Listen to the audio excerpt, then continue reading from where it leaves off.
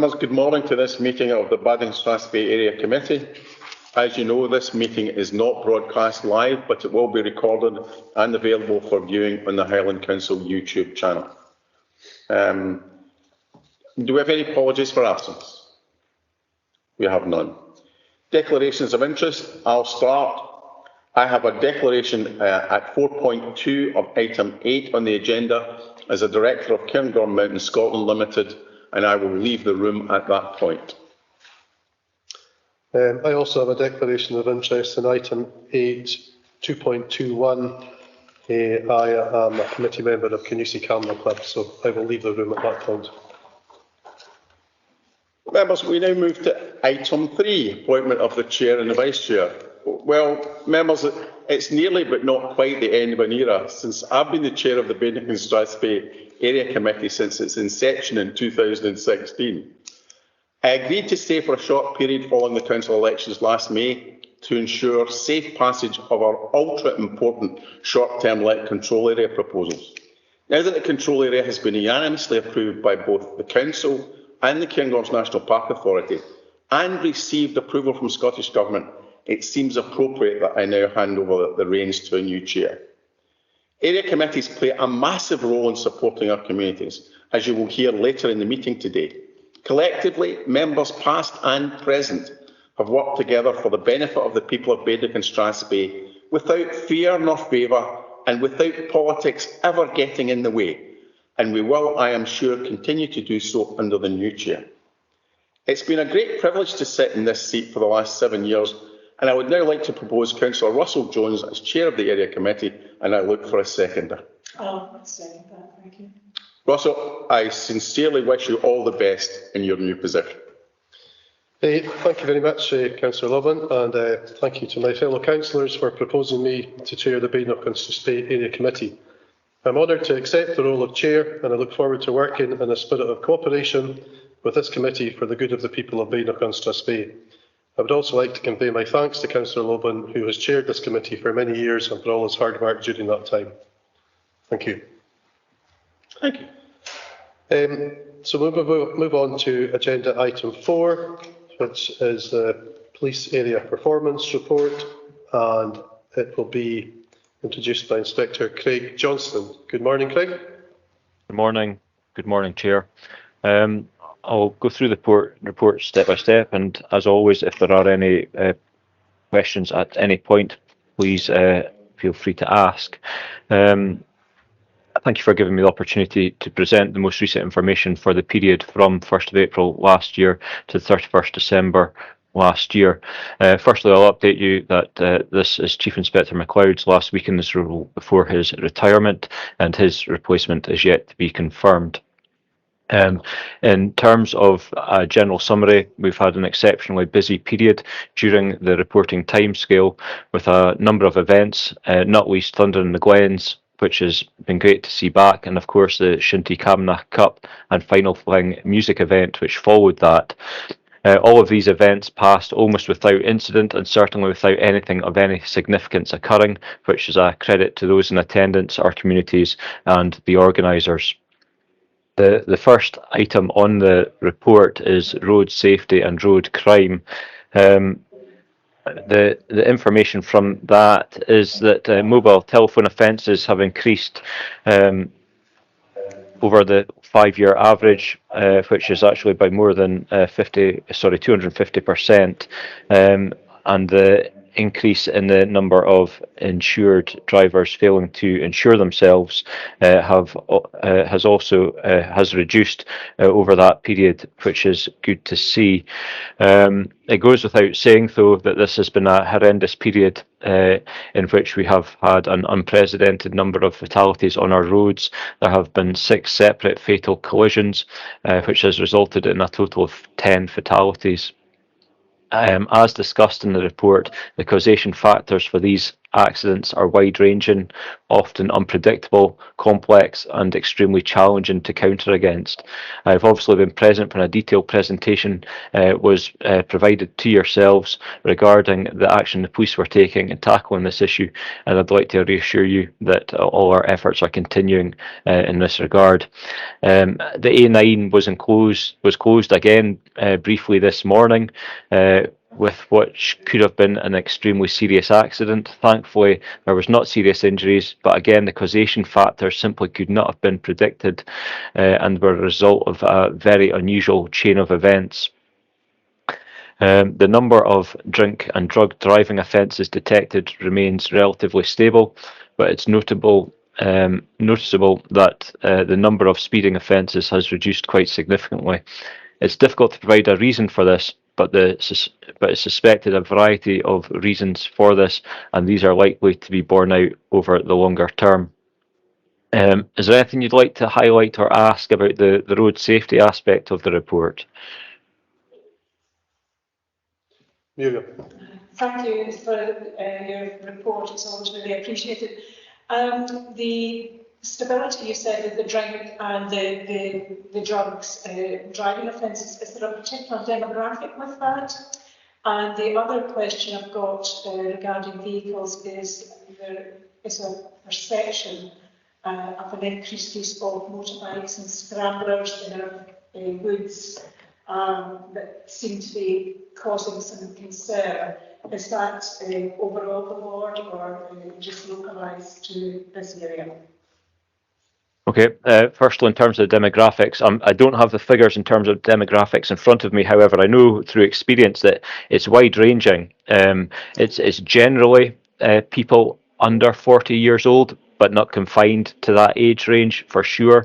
There's a wide variety of drink or drugs, and it's worth highlighting that drug driving is not confined to the younger demographic. It's often prescription, high dosage prescription medication in older people as well, and they're choosing to drive under the influence of prescription medication, making them unfit to drive to a proper standard.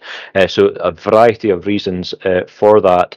In terms of the motorcycles, scramblers off roads, I'm aware that in Granton Woods particularly, albeit not that recently, there were reports of that, and there likewise along the Speyside Way near Aviemore, I'm aware of instances on those occasions people were reported for using their vehicles as the otherwise than intended and otherwise than on a road. I'm not sure if you're referring to particular areas that you're aware of, which may not have been reported to police other than the two areas that I'm referring to. Yeah, one area is the Dava Way. There have been problems in the Dava Way with sort of walkers and ramblers being steered, dog walkers being steered. Certainly, I've certainly witnessed it as well. Okay, that's interesting to note, because I'm not sure that that's been reported to the police. So I will look into that. I'm aware of the Granton Woods, which I don't suppose is particularly far from the Dava Way, but again, that's non-recent. So I will look into that. Can I ask one further question? Yes. Thank you. Just regarding the older people that possibly are using prescription medicines, is there something we should be doing with our public health awareness with our NHS partners? Because they may not be realise the risk that they're putting themselves at. Absolutely. At times, this is linked to mental health as well. So it's not a straightforward picture. A recent instance that I'm thinking about, the person had not long been liberated from hospital, and they made the decision themselves to go and drive, which resulted in a serious accident. The NHS did their part on that occasion, and how do you stop someone later getting into a vehicle? It's very difficult when people are making these poor judgments. and which have at times awful consequences. So is it? Yeah, I mean, I'm sure the NHS certainly. I'm sure the NHS are on every occasion doing their best to provide advice around that, but it's people's ill judgments that we're constantly tackling, and how do you counter that on every occasion? Thank you. Thank you, Craig. Councillor Loveland. Is the reduction in the number of offences actually down to a better behaviour, or is it down to lack of resources with respect to detection? It's extremely difficult to say. I can say, however, that the police has been extremely stretched over the last reporting period, and continue to be so. The nature of offences being detected is interesting. The increase in the detection of mobile telephone rates shows that the police are continuing um, to deal with offenders wherever possible. So we're not simply looking for people using mobile phones, which is actually more difficult to detect than speeders, because as soon as somebody sees the police, they drop their mobile telephone. It's actually quite difficult to detect that, whereas a speeding motorist is easy to detect because they're gotten from a distance before they necessarily see the police. So it's a complicated picture. The fact that we're detecting more mobile phone users shows that the police are potentially out in the street more trying to deal with these things. But you're correct. The number of police resources on the road is proving it's more challenging to get them in, get them out there. But so it's difficult to say what the exact reasons are. Perhaps behaviour is improving because. Like I say, it's easier to detect a speeder than a mobile telephone user, but the figures show we're getting more telephone users. Okay, thank you.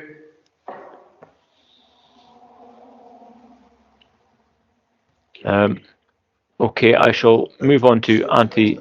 Oh, sorry. Go to the next bit. Yeah, thank you, Craig. Could we move on to the next bit, please? Absolutely, thank you. So the next section is antisocial behaviour disorder and violence. So overall antisocial behaviour is reduced by 10% over the 5-year average. Offences in relation to assault have reduced by 12% over the 5-year average, and offences relating to serious assault have reduced by 78% over the 5-year average.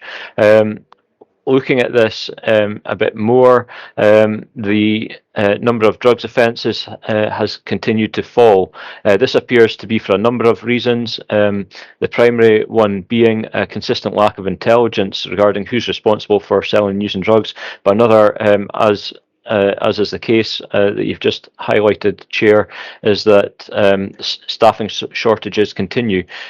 So combining a lack of intelligence and a lack of resources is perhaps the honest reason that the number of drug detections has decreased.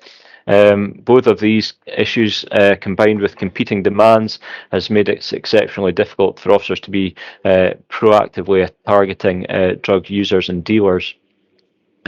As mentioned in the report, I'm pleased to report that there's continuing apparent success in Granton regarding antisocial behaviour that so-called boy racers were responsible for. I'm not aware in recent months of there being any calls to the police regarding this, and we continue to do our best to be present and disrupt those responsible at the peak times for these occurrences. Craig, thank you for being so honest about the drug situation and possibly the lack of resources, because being active in the local community, unfortunately, I think there is a high prevalence of unfortunately readily available Class A drugs, and and also I think perhaps because the resources are so stretched, we maybe don't see as much community policing as maybe communities would like. I think that's maybe down to your resources. I don't know if many officers are well known to people in communities, walking the street, walking the beat, speaking in schools, getting to know people, shopkeepers, etc., and just generally having a presence. I think it's maybe difficult for you because you're so stretched, but it certainly is an observation that I'm certainly happy to do anything that I can do or we can do to help out with that. But there is definitely still there is a high prevalence of Class A drugs in our communities, unfortunately.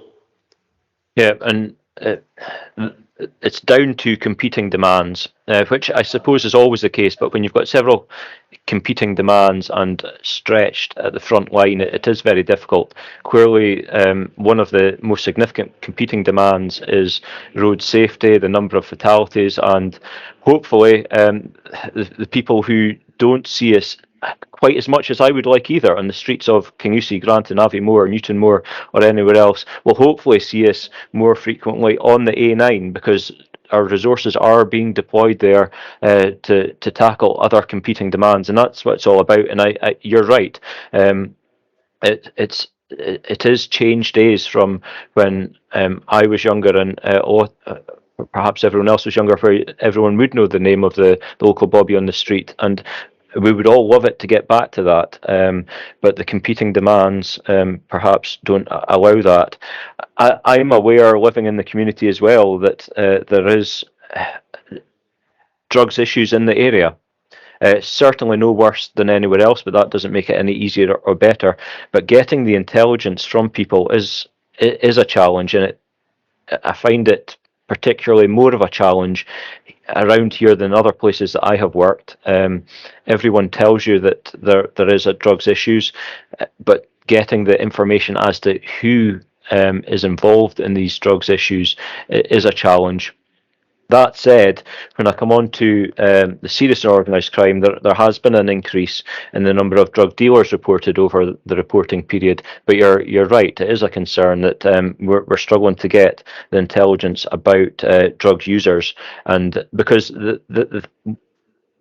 something I've found in the past is that as soon as you can speak with a drug user, it opens up the door to try and establish who the drug dealer may be, and we can take it from there. But it is something I'm aware of, all the issues you've highlighted, but it comes down to competing demands, but we're doing our best. No, thank you, Craig. I don't doubt that. Thank you very much for that answer. Councillor Coburn. Thank you, Craig. Just following on from that, I think it's very difficult. A lot of the drug is taken in private residence or private gatherings, and in our small communities, it's really, really difficult to get that intelligence. I encourage people to use 101. I don't know, it might be helpful to know the numbers that we're getting through from 101 that are coming back to the local team. The other thing I was in relation to that was the increased surveillance of traffic and road traffic.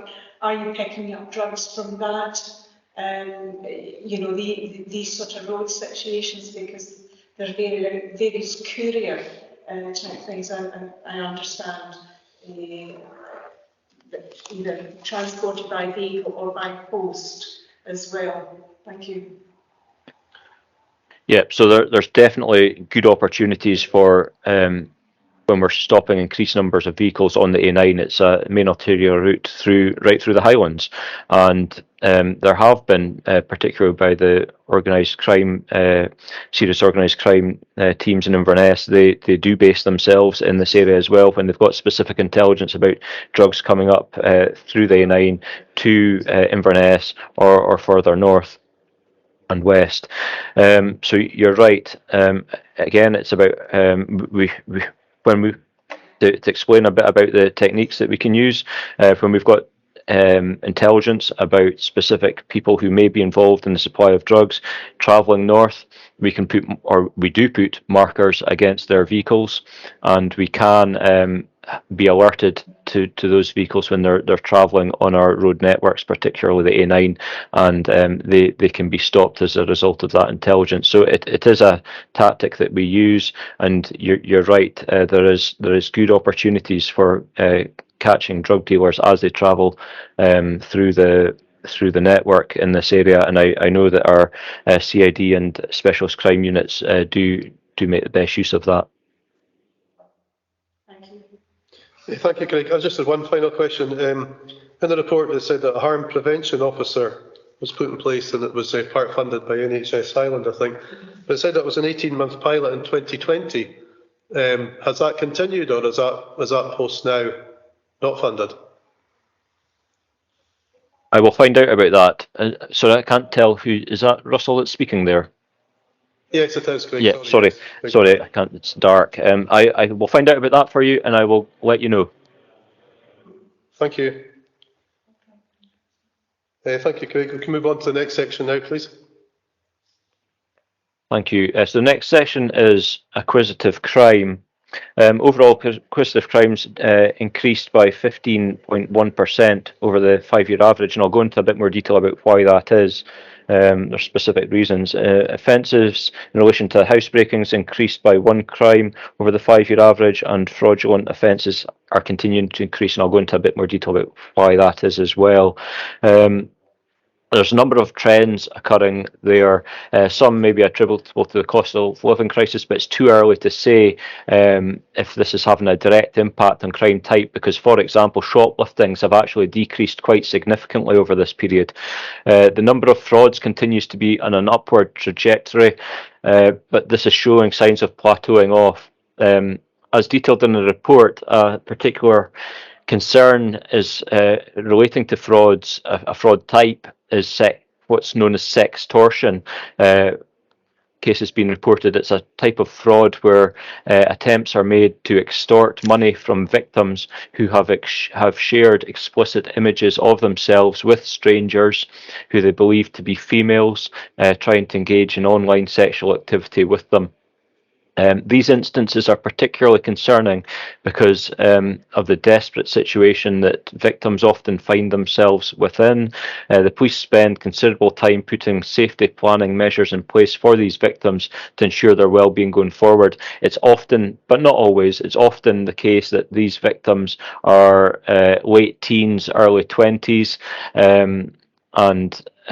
so a lot of time's put in ensuring their well-being.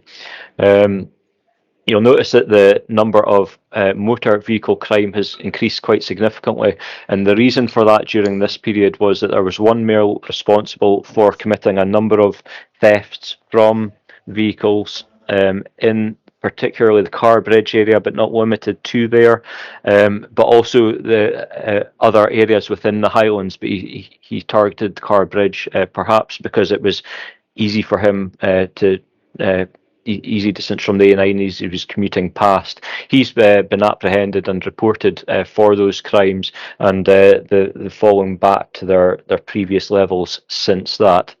So that explains that spike there, and that's acquisitive crime. If there's any questions around that. Yeah. So, I just had one question, Craig. We had quite a spate of bike thefts, mountain bike thefts especially, with quite a lot of bike shops broken into, which was obviously pretty heartbreaking for the businesses involved. Do we feel that we're on top of that now? I mean, was it, where are we with that? I certainly haven't heard of any for a while. You're right, Councillor. There hasn't been any reported for at least 6 months now that I'm aware of. You're right that often these were extremely high value bikes.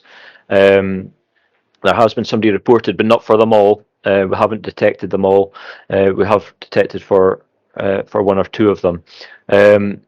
So you're right that I can't give a reason for that stopping.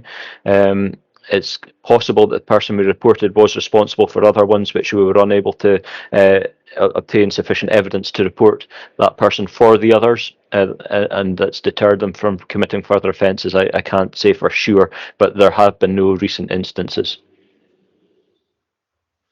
Okay, thank you, Craig. Can we move on to the next section, please? Thank you. So the next section protecting vulnerable people. So significant and increasing demands are being placed on protecting people at risk of harm, as you'd expect. A significant number of calls that the police deal with relate to mental health issues, and the number of these appear to be increasing all the time. The number of people reported missing recently, interestingly, has decreased quite significantly, but I can't give you a reason for that. I, for example, was duty inspector over the weekend, and it seemed, which covers all of the Highlands except Inverness, and it seemed that a significant amount of my time was spent supervising the missing person investigations. But in this area, at least, the numbers quite dropped quite heavily, which is good to see. The reason is unclear. Equally, it's unclear why the number of sexual offences has increased during this period, but the number of domestic and hate crimes remains relatively static. The number of drug supply offences, as I mentioned earlier, has increased from last year, and I'm aware that significant efforts are continuing to deal with those responsible for serious and organised crime, and that's I suppose, sorry, that's supposed me encompassed two sections there, which probably takes me to the end of the report. If there's any questions. Thank you, Craig. Councillor Coburn, do you have anything? Thank you, Craig. Are we seeing these increases because there's more movement of people now post-lockdown? Are we getting back to pre-COVID sort of rates, or is there a spike? Yeah, so I would say that we're back to normal in terms of movements, in terms of the day-to-day business is completely returned to normal. Clearly, there's fluctuations in the number of instances we're dealing with, whether it's sexual crime, like I say, it has increased. Why has that increased? It's really perhaps too early to say, and there's possibly lots of factors there. There's clearly lots of national campaigns ongoing to try and increase or to try and improve mechanisms for victims to come forward and report such offences, and that will result in a spike. But whether that's the reason for all of these, for that increase in particular, I couldn't say. At this stage, it's perhaps too early for that. And just as a follow-on from that, some of the domestic and the sexual crimes, these tend to be multi-agency. Are you getting support from your agency partners sort of locally? Have we got enough resource to support the police? Absolutely. I speak with the social work, my partners there, on a almost daily basis, and the partnerships and links there work very well, tried and tested, and we in this area, I would say on a daily basis, there's at least half a dozen to 10 reports that we submit to social work, housing, health, about concerns for people, and we've got a unit based in Inverness that link in with them and deal with them on a basis, a regular basis as well. The process works very well through housing, social work, and health. Thank you very much. Councillor Lubbins. Craig, thank you. Just before we let you go, I'd just like to personally say a huge thank you to yourself and to your team, particularly Andy Courts and Neil McKeever, for the help and support that we received in Canusie for the Cabinet Cup final and the final fling. The local police really were fantastic to us all through that process, and I'd like to thank you very much for that. Thank you. So members, we're invited to note the report. Great. Great. And thank you, Craig. Thank you very much for your time today. Thank you, Chair. Thank you, councillors.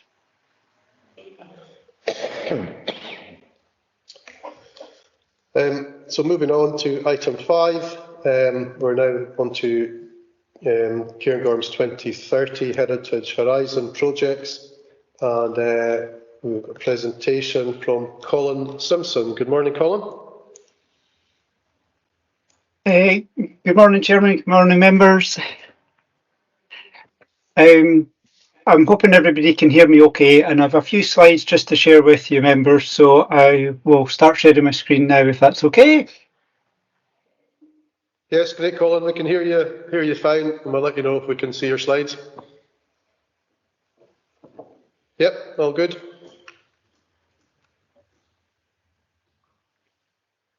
Okay, so firstly, thanks very much, members, for the opportunity to share this with you. What I was looking to do this morning was to give a bit of an overview of the whole of the Heritage Horizons programme, which the National Park Authority are leading on, but also to focus a wee bit more on some of the travel and transport related ones, because they're partly because they're responsibility of my own team, and partly I think that's the area where our activity probably complements and overlaps the most with what the council's doing.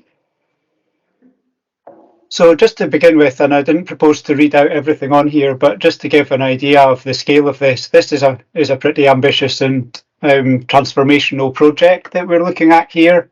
And it's tied in very much with trying to tackle the climate and biodiversity challenges, which I know the council is every bit as aware of as we are. And I think useful to say this is actually on a larger scale than anything that's been attempted in the UK before. It's not, oh, sorry, I seem to have jumped forward a little bit too far there. Excuse me a second.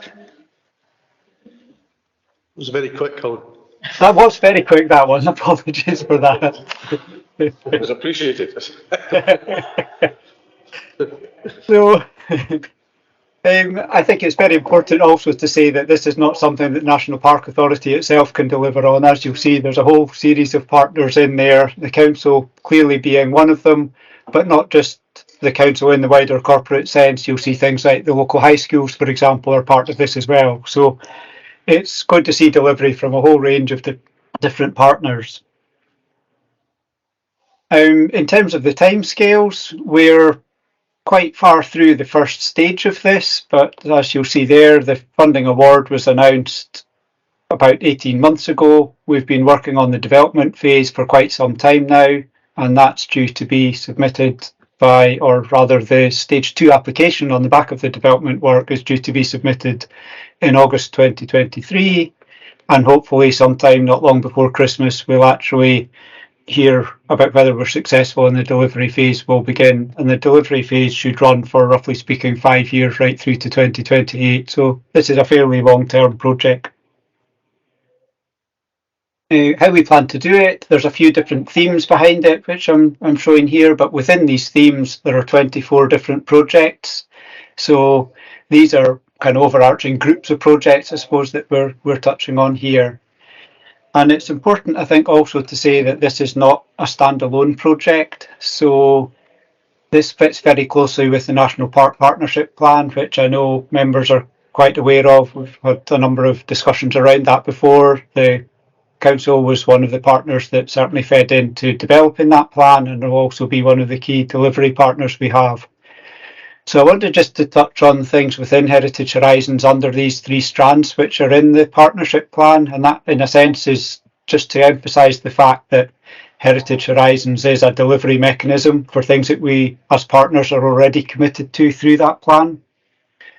So first of all, the nature ones, there's a whole series of different projects there, and as you'll probably appreciate from the first one on this list there, a lot of this is built around the current climate challenges that we have, but it also picks up on the biodiversity crisis. So there's elements around farming, deer management, river restoration, peatland restoration, woodland expansion, etc. within there. So a whole series of different projects that are trying to tackle these different nature issues that we have at the moment.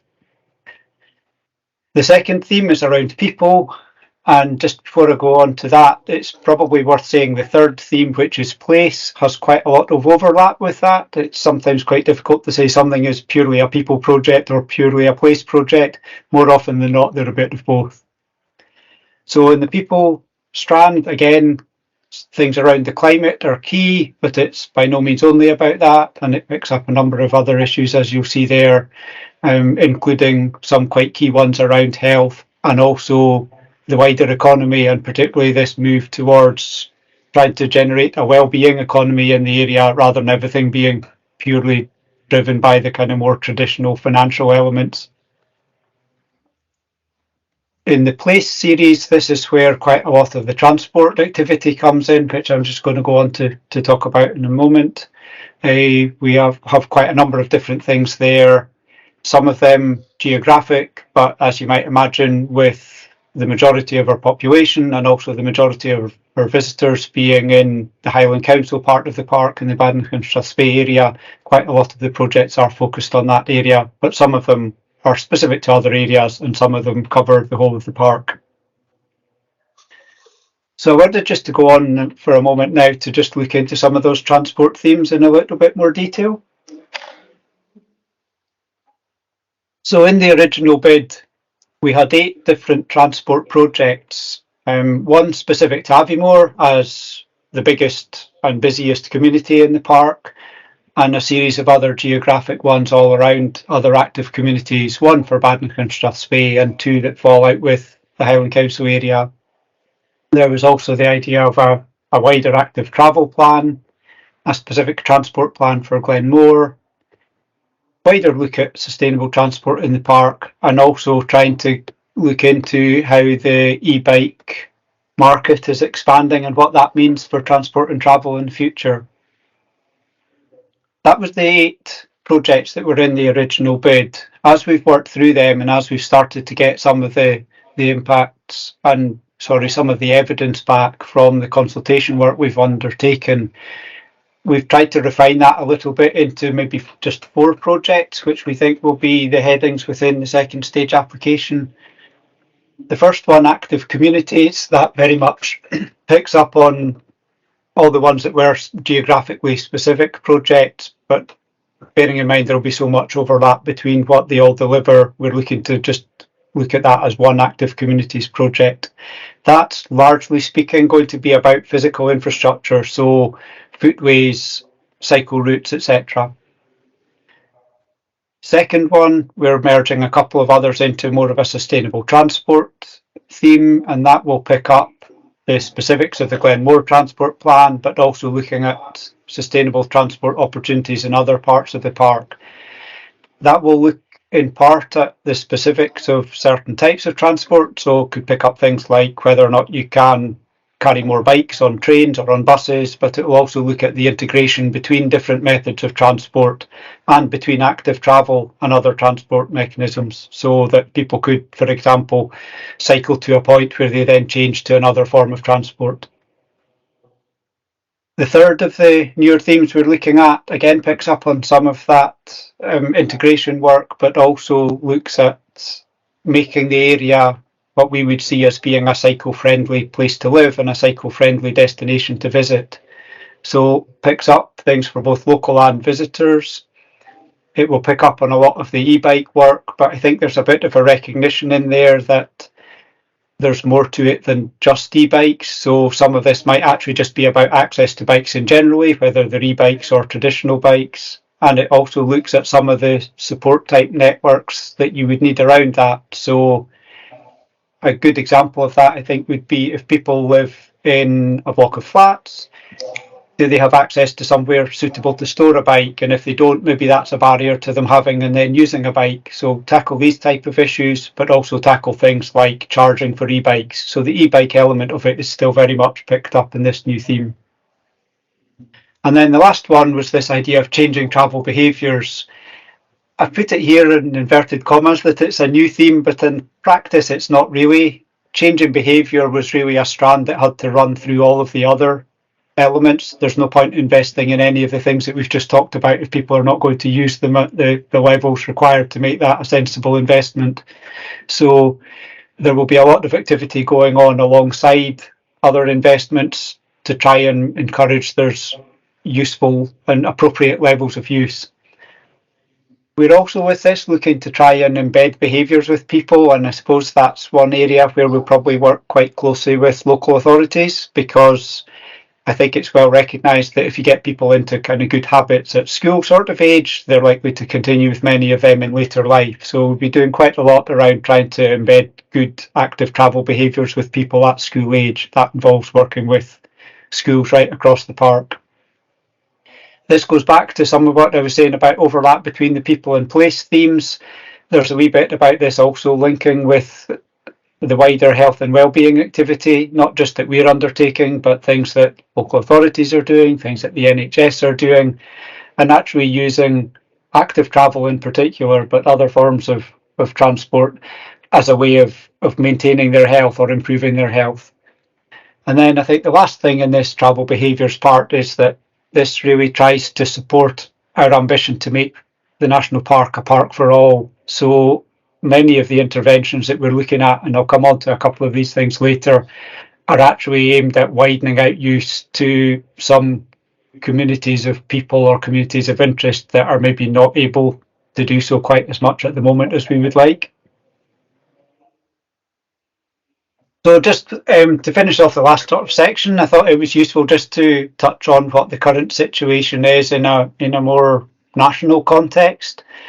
Active travel, but also other changes in transport are pretty key policy areas at central government and at local authority level just now. You'll see there from the figures the commitment to a budget of 320 million is pretty significant when you look back to what it was just 3 or 4 years ago. And that's certainly driving a lot of the activity nationally. Clearly we want to be part of that. I know Highland Council do as well, and in fact I know you considered some quite significant suggestions around similar work in other parts of the Highlands Committee just the other day. There are a number of other budgets in addition to some of the direct money from government which can support these things. The Smarter Places and Places for Everyone funds have been running for a couple of years now, sometimes longer. Scottish Government have launched a new fund very recently, the Active Travel Transformation Fund. So that's likely to be slightly more direct contributions towards projects, but also some contributions of funding to try and build capacity. That scheme's just had its first round of applications literally in the last week. Again, at a national level, there's this concept of trying to have a system of 20-minute neighbourhoods where people can access most of their day-to-day needs and services within 20 minutes of home. Clearly, that can be a much bigger challenge in a rural area. So one of the things that we're looking at with likes of local authority and high trans partners is how does that concept work in a rural area and what elements of it would be relevant in terms of defining what we should do.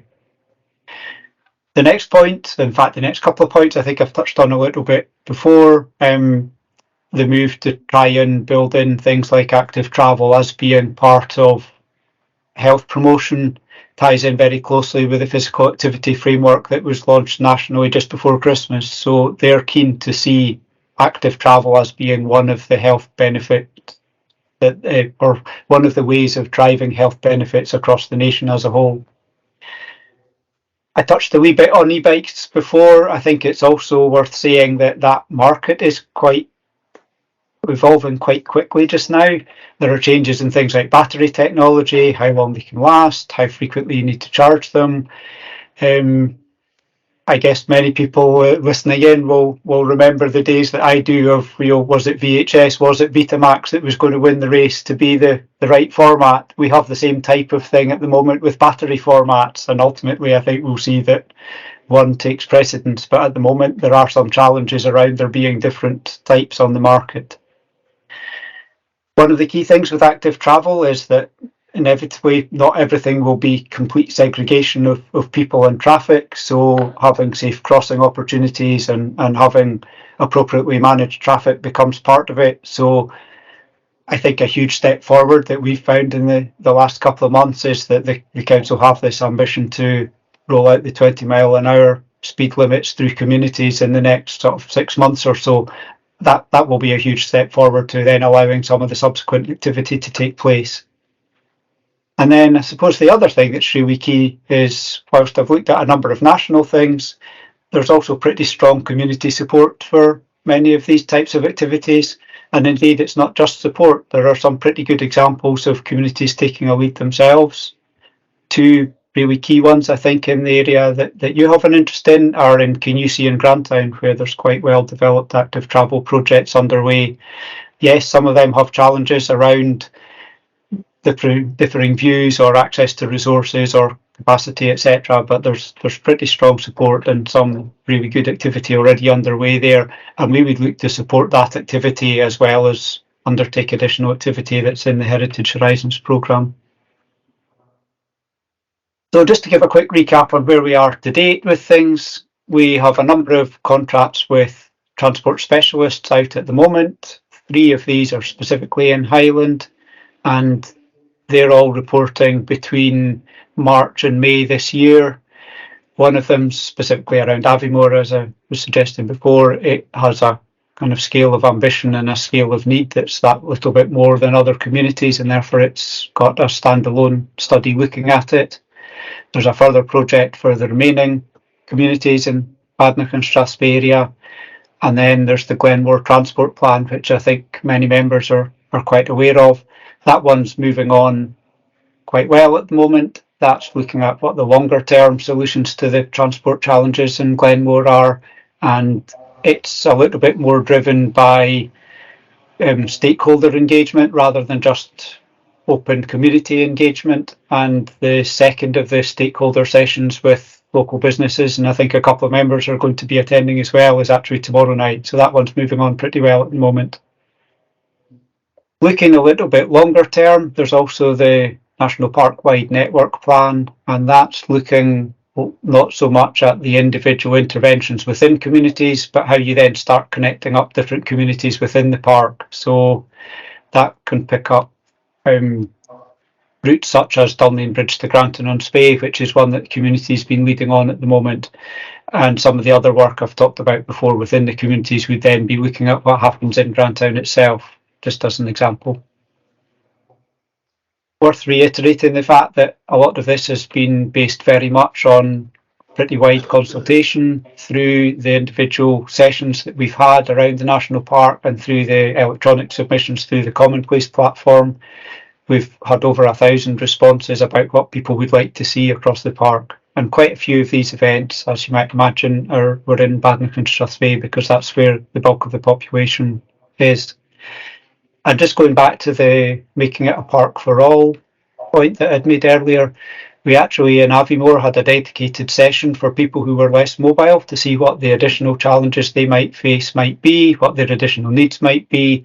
And we had some specialists in that area come along. Many of you might be aware of the company Able to Adventure that are based out at Bad Hewish. They came along and they did demonstrations of some of the different things that can be done to widen out access to a much wider range of people than would be the case with just traditional bikes, for example. So that was a really useful one for us too. We have been doing a bit of engagement with businesses. So going back to the point I made about e-bikes, we've got bike hire companies, we've got bike shops that sell and service these sort of things. So there's been quite a lot of engagement with them as well, just to make sure we fit in properly with what they are doing and what they can do. Glenmore stakeholder events I touched on earlier. And then there's a wee bit of liaison, as I say, with the individual community projects as well. Just to finish off with, I think it's also worth just giving a wee bit of an overview of some of what's coming back through the draft reports we've had. We've not really been looking at site-specific things at the moment, but there are some pretty key messages coming across already. And I think one of the really good ones is that very often it's quite simple things that might make the biggest difference and might be fairly easy to deliver in quite a short term. So reducing traffic speeds like we're getting with the 20-mile-an-hour zones. Sometimes crossing roads is made difficult simply because the dropped curbs don't exist or the surfacing of a particular path is not so good for people using it. If people are expecting to use things at various times of day, and bearing in mind where we live, even commuting to or from work in the morning on foot or by bike can mean doing so in the dark, so things like lighting can be quite important. But as well as those potential sort of smaller, more local barriers, there's some wider barriers I think we'd be looking to tackle, and a lot of the emphasis from the consultants we've worked with is that these are key points. You need to make access to bikes easier for a wider range of people, and there's some really good initiatives even from kind of government level downwards at making bikes accessible, available to children, for example. I touched a wee bit on bike storage. That can be quite a key issue for some people and a barrier to them actually having and using a bike. bike charging, again, I touched on before.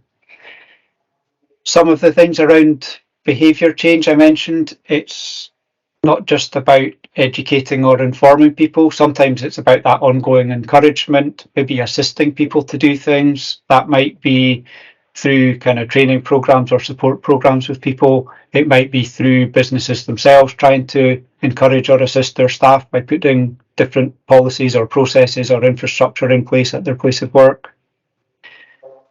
We definitely need to address that travel and then active travel type barrier. One of the key things that we hear a lot about trains coming into the area, for example, is that cycle capacity is quite limited. So if we're looking to try and get people to travel to the area by other means and then maybe use a bike when they're here, some of that might be around giving them opportunities to collect a bike when they're here, but some of it might be around giving them the opportunity to bring it from home without feeling they have to drive to the area in the first place, because that's the only way of getting their bike here. I think public transport will be part of the solution for a whole series of things, not least in the Glenmore corridor. But again, I think the key thing here is to say that we need to look at integrating it with other things. Not very many people live right next to the bus stop, so how do you integrate getting people from home to then get onto public transport? And then just to finish off, I suppose, with a couple of key points that in a sense tackle some of the issues we sometimes hear about. There are some people who jump to the conclusion that what we're all about is getting absolutely everybody out of their car all of the time. That is undoubtedly not the case. There's pretty strong reasons why a lot of people will need to use a car at certain times, and we're not trying to say that that shouldn't happen. What we're trying to do is to look here at when is it necessary, when might it not be necessary. So can you get people out of the car some of the time when it's appropriate to do so? But I think it's also fair to make the final point on this slide that there are some people who do have a bit of an appetite for much more radical change. And I think one of the things that we'll need to do as we move on into the next couple of phases of this and undertake subsequent stages of consultation is just to pitch that at the right level. There undoubtedly will be differing views on that. So finally, just some of the next steps that we're looking to take. I think I mentioned before, we're looking to submit our Stage 2 application in August this year and expect a response by the end of the year. So that would mean activity would start, Heritage Horizons funded activity would start from the beginning of next year. But I think it's fair to say there are plenty of other funds out there. I touched on some of them earlier. So in the meantime, we probably will be submitting some other applications to either get standalone funding for a project or as funding to match the Heritage Horizons funding, because it's not 100% funding of all the projects. I think we are very aware that some of this is quite new territory for the National Park Authority and indeed for the National Park as an area, and therefore there's an element of capacity building, and that might be helping build the capacity in communities, but just as importantly, it's building our own capacity within the Park Authority.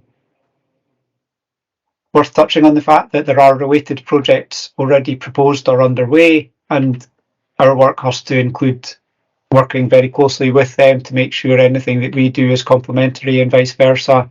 Two that I think will be of particular interest to members here is the Aviemore to Carbridge non-motorised user route, which has now been planned, and there's quite a lot of work being undertaken to try and bring that forward as part of the dualling of the A9 programme. And then one I touched on earlier, which is pretty well advanced from a community point of view, is the traffic-free route from Dunlane Bridge to Granton-on-Spey. And we're hoping to get some support towards that, either in capacity building or possibly even construction funding through the new Active Travel Transformation Fund that had the application deadline a week ago. And then just to finish off with, I think one of the key things, and one of the reasons I think it's been really useful to be able to engage with members today, is that local authorities have a huge role to play in this. I know you're looking at doing similar activity in many other parts of the Highlands. The local authorities are often the owners and operators of much of the infrastructure that would become part of active travel networks, be that roads, crossing points, footways, underpasses, street lighting, etc. There's a huge amount that local authorities are already responsible for, so it's key that we work closely on developing new ideas to make sure they're appropriate for what's there. There's some areas where local authorities have a lot of expertise that we don't have. A particular one, I think, case in point is traffic orders. That's not an area that anyone other than local authorities or Transport Scotland normally deals with. So it would seem obvious for us to collaborate quite closely with the council on that. And then the last point, touching on some of what I was saying before, if we are going to try and change behaviour and we want to do so from when people that are at quite a young age, we've got to do quite a lot of that through the schools. So that's a key bit of work. And I say all of these things not on the basis that these are not happening. We've already sort of set the ball rolling with a lot of these things, but just to kind of emphasise to members how much that relationship with local authorities will be key to delivering all of this. So that, members, is all I had for you today, but of course I'm happy to take any questions that you might have or elaborate on any points if required. Thank you. Hey, thank you very much for the presentation, Colin. And Murray, also apologies, I should have said good morning to you as well. You're there, so good morning, Murray.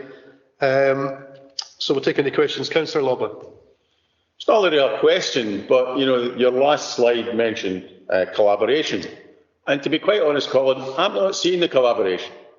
The majority of the active travel projects involve council roads, council pavements, etc. And yet I see consultants out there speaking to community councils. And yet I don't actually remember the consultants actually coming with any detail to the members of Highland Council. And I think that's the wrong way round. I think you need to be consulting with the council first before you propose grandiose plans which end up upsetting communities. They need to be sense checked first by the members here. Okay, so I think what's probably worth saying is we haven't actually proposed any plans as yet. What we did in the first stage of the consultation, or what our contractors did where we contracted others, was go out to the communities and just say, what would you like to see in your community? That's what, through the kind of recognised process, is defined as stage one. Stage two is then coming up with some plans and taking these ideas to stakeholders, communities, etc. as another stage of consultation. So at the moment, they haven't actually drawn up any plans for any communities. And that second stage of the consultation will be the one that we start embarking on when the draft plans start coming in the next week or two. So we would certainly seek to consult quite closely with the council on that. I should also say, as part of the process, we do have a wider strategic transport group for the whole of the national park, and Highland Council are members of that group. Highland Council elected members are not part of that group. No, I think, fair point, that's not the case, but we can certainly look at that. I see absolutely no problem with that. Okay, thanks, Colin. Just before I go to Councillor Coburn, just to follow on from that, your first slide, talked about partnership working, and then the last slide, as Councillor Lobban has pointed out, talked about, Highland Council again. Would it be helpful if there was a discussion started between Highland Council and the National Park about partnership working and about the definition of roles in this project? Undoubtedly, yeah. Thanks, Chair. I think that's a really good suggestion. I think we would be more than happy to do that. I think also, as I was touching on before, in terms of capacity, I know there are active travel officers within the council who've already been doing quite a lot of work elsewhere, and I think it would be really helpful to us to have that kind of sharing of information opportunity about what they've found out from elsewhere, and that could influence what we do as well. Could I just comment on that issue? As well, if that's okay. Yeah. No, just to say, thanks. Thanks for that suggestion. I think that's very welcome. I chair the group of officers that Colin mentioned, the Strategic Transport Network, and as Colin said, we've got good representation from Highland Council on that group. So if there's any opportunities that come up that your officers are aware of that allow better interaction with elected members, then we can certainly pick those up as our plans develop. But as Colin said, we've not actually made any firm proposals yet for any particular projects through this work. But we are in discussions with Highland Council officers even later today. As tomorrow Colin mentioned, there's this specific engagement programme around Glenmore, and I know from conversations last week that elected members are going to be attending that. So very happy to look at that, and absolutely the definition of roles and the clarity about how we work together on these projects is absolutely key. Yeah, thanks, Mary. So could we look to action that then, and also possibly look at Councillor Loban's point about inclusion of members in any of these decisions? Thanks, Chair. I'm happy to take an action to set up an officer group meeting to look at partnership and collaboration between the park team and also active travel team. So I'll set that up. Okay, thank you, Lewis. Councillor Coburn. Thank you both for that. Just following on from that action, one of the points in one of the slides said refine as you go along.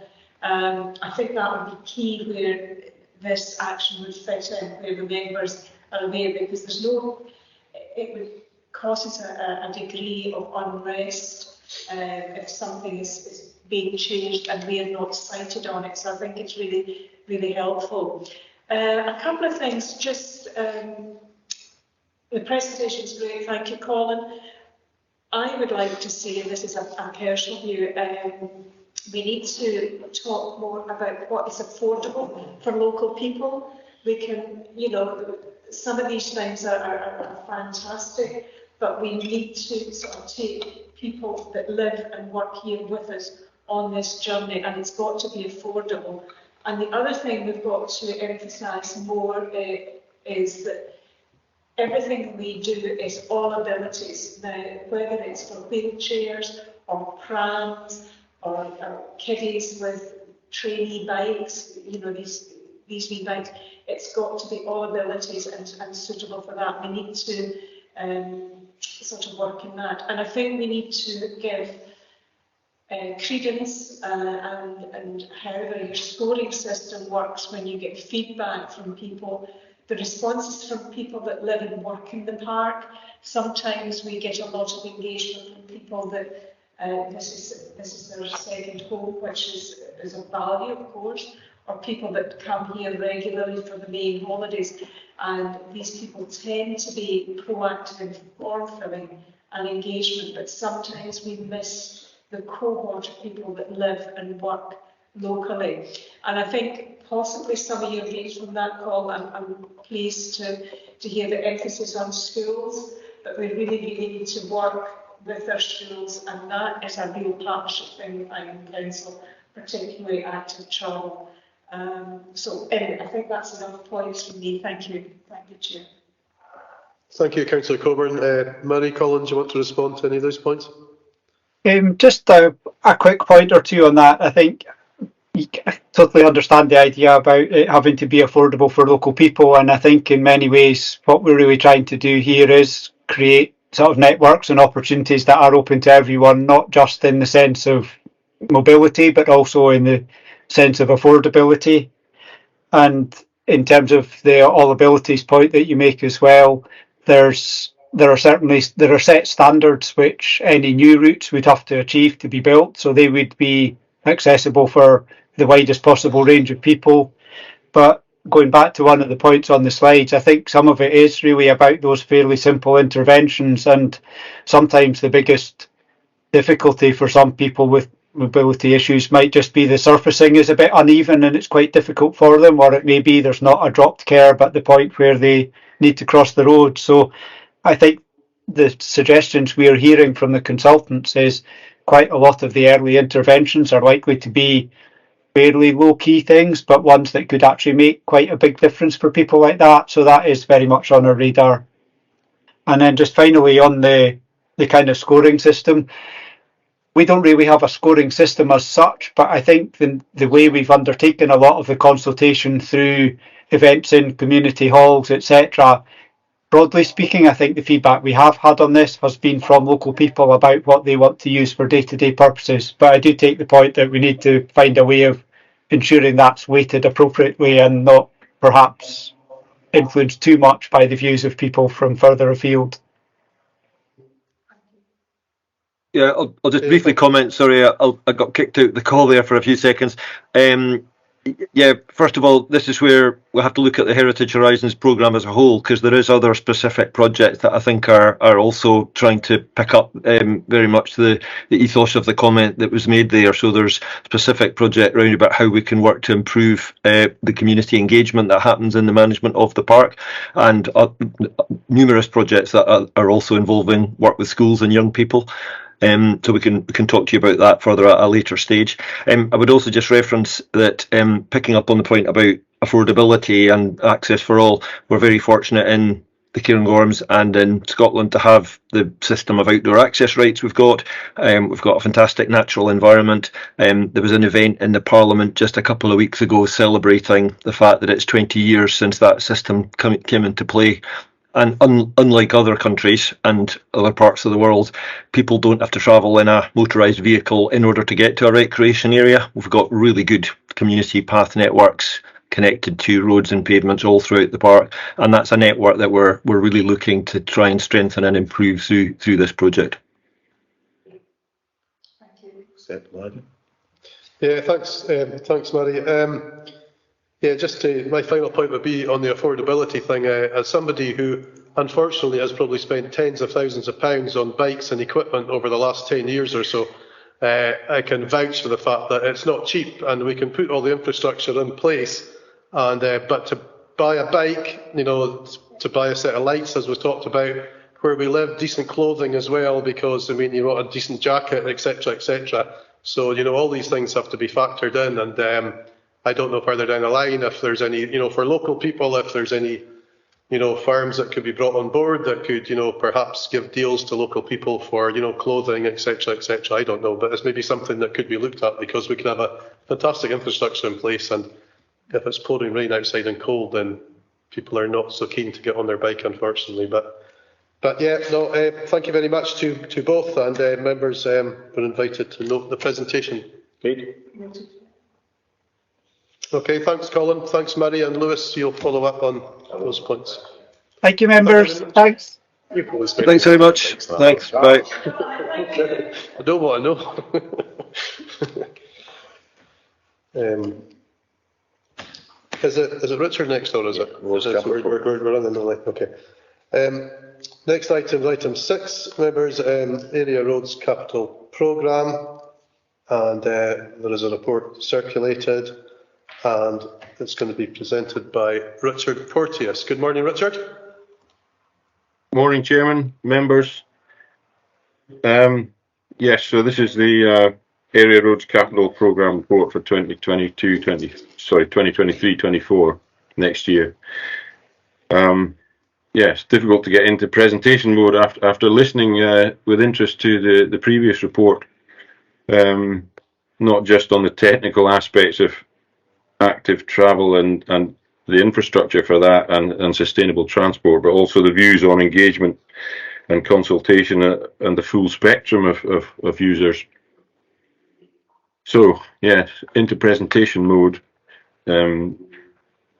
Just to sort of say on the previous report that obviously representing the area team, we are already engaging with when we get the chance with the Heritage Horizons project, and we'll continue to do so. And from our perspective, aim to keep members and local communities as fully as informed as we can do.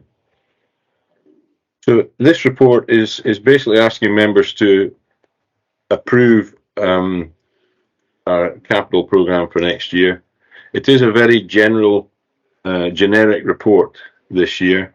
We're mainly to do with the fact that we're waiting for full confirmation of the available budget for next year, which is quite often the case at this time of year. Although in the last couple of years there's been some forward allocation of funds, so we did know what we were getting. But this year we're as we have often done in the past, we've prepared a programme where we don't have the definitive budget agreed yet. So we're basing our assumptions on a sort of base level of capital funding, in the hope that we'll get get more. But obviously that's to be determined by full council, and we appreciate and respect that as usual. So basically, the first appendix shows last year's budget, and the second appendix to the report shows the road list that's prioritised for funding based on need, established through the Scottish Road Maintenance Condition Survey results that we hold. And that is it. So it's fairly straightforward. The body of the report basically describes that survey process. The Appendix 2 highlights a number of roads, particularly the A938, B9007, A939, B970, and B9102.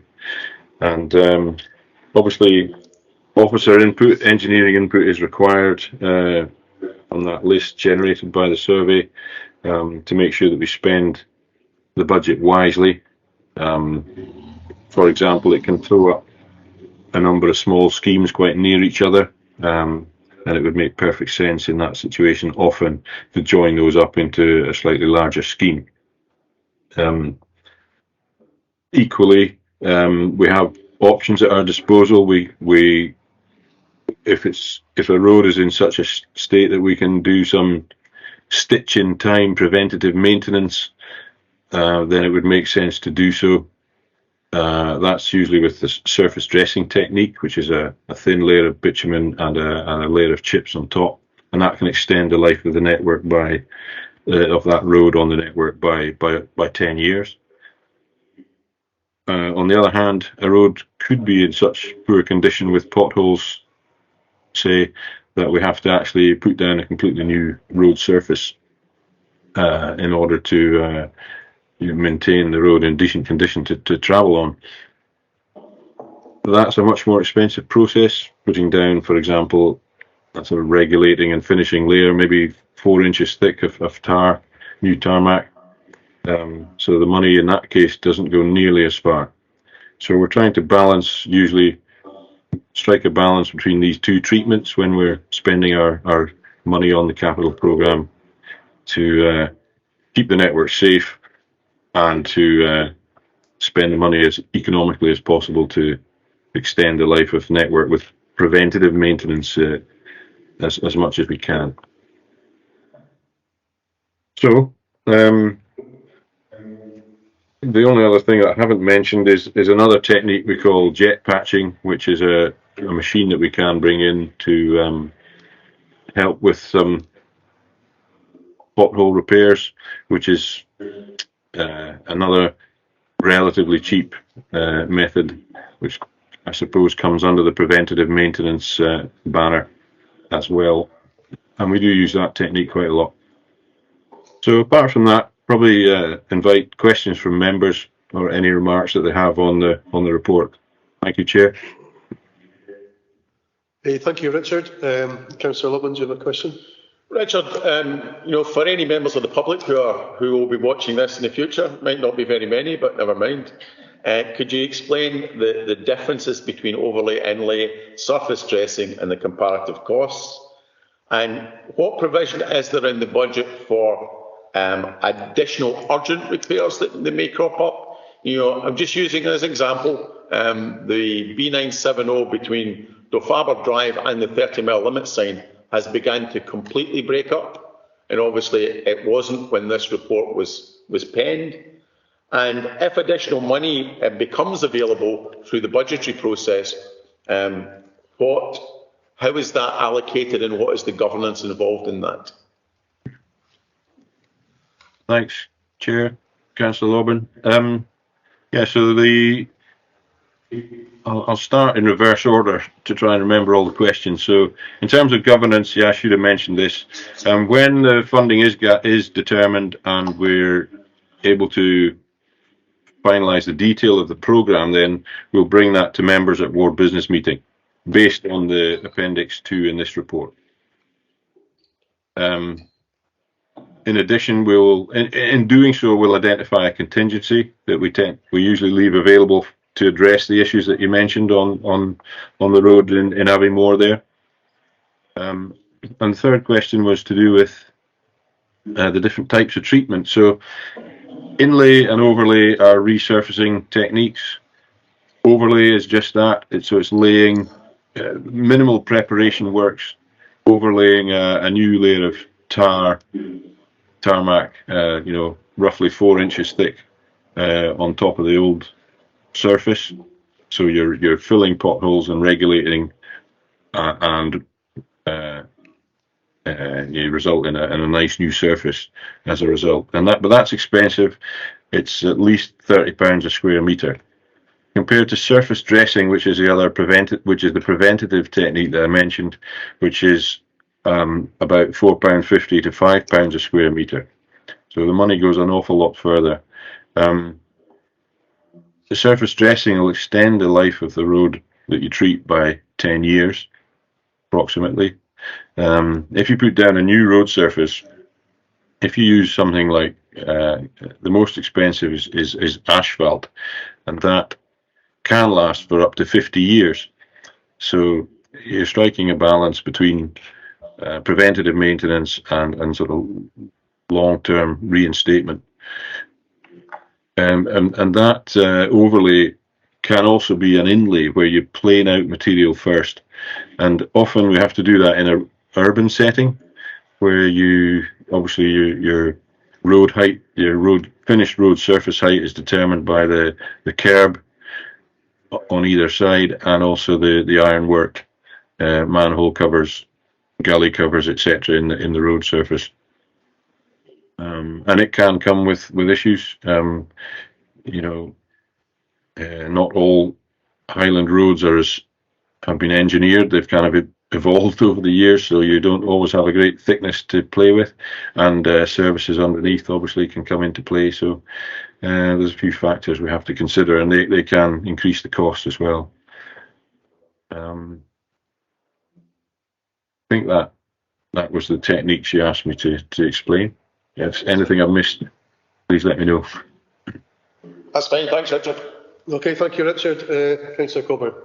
Thank you, Richard. Just following on from that, I presume there's monitoring of the efficacy of the inlays, how long they last, and the costs, because it's been a really tough winter so far. It's been the freeze-thaw, pothole situation, and one that was done, for example, here on Friday, has come out by yesterday. So can we look at sort of more longer-term strategies for these things, and just a price comparator so we can support you and your team for the appropriate methodology in dealing with this? And the other thing was for simpletons like me, because the public are very aware of headlines, and sometimes I don't have all the facts to my fingertips.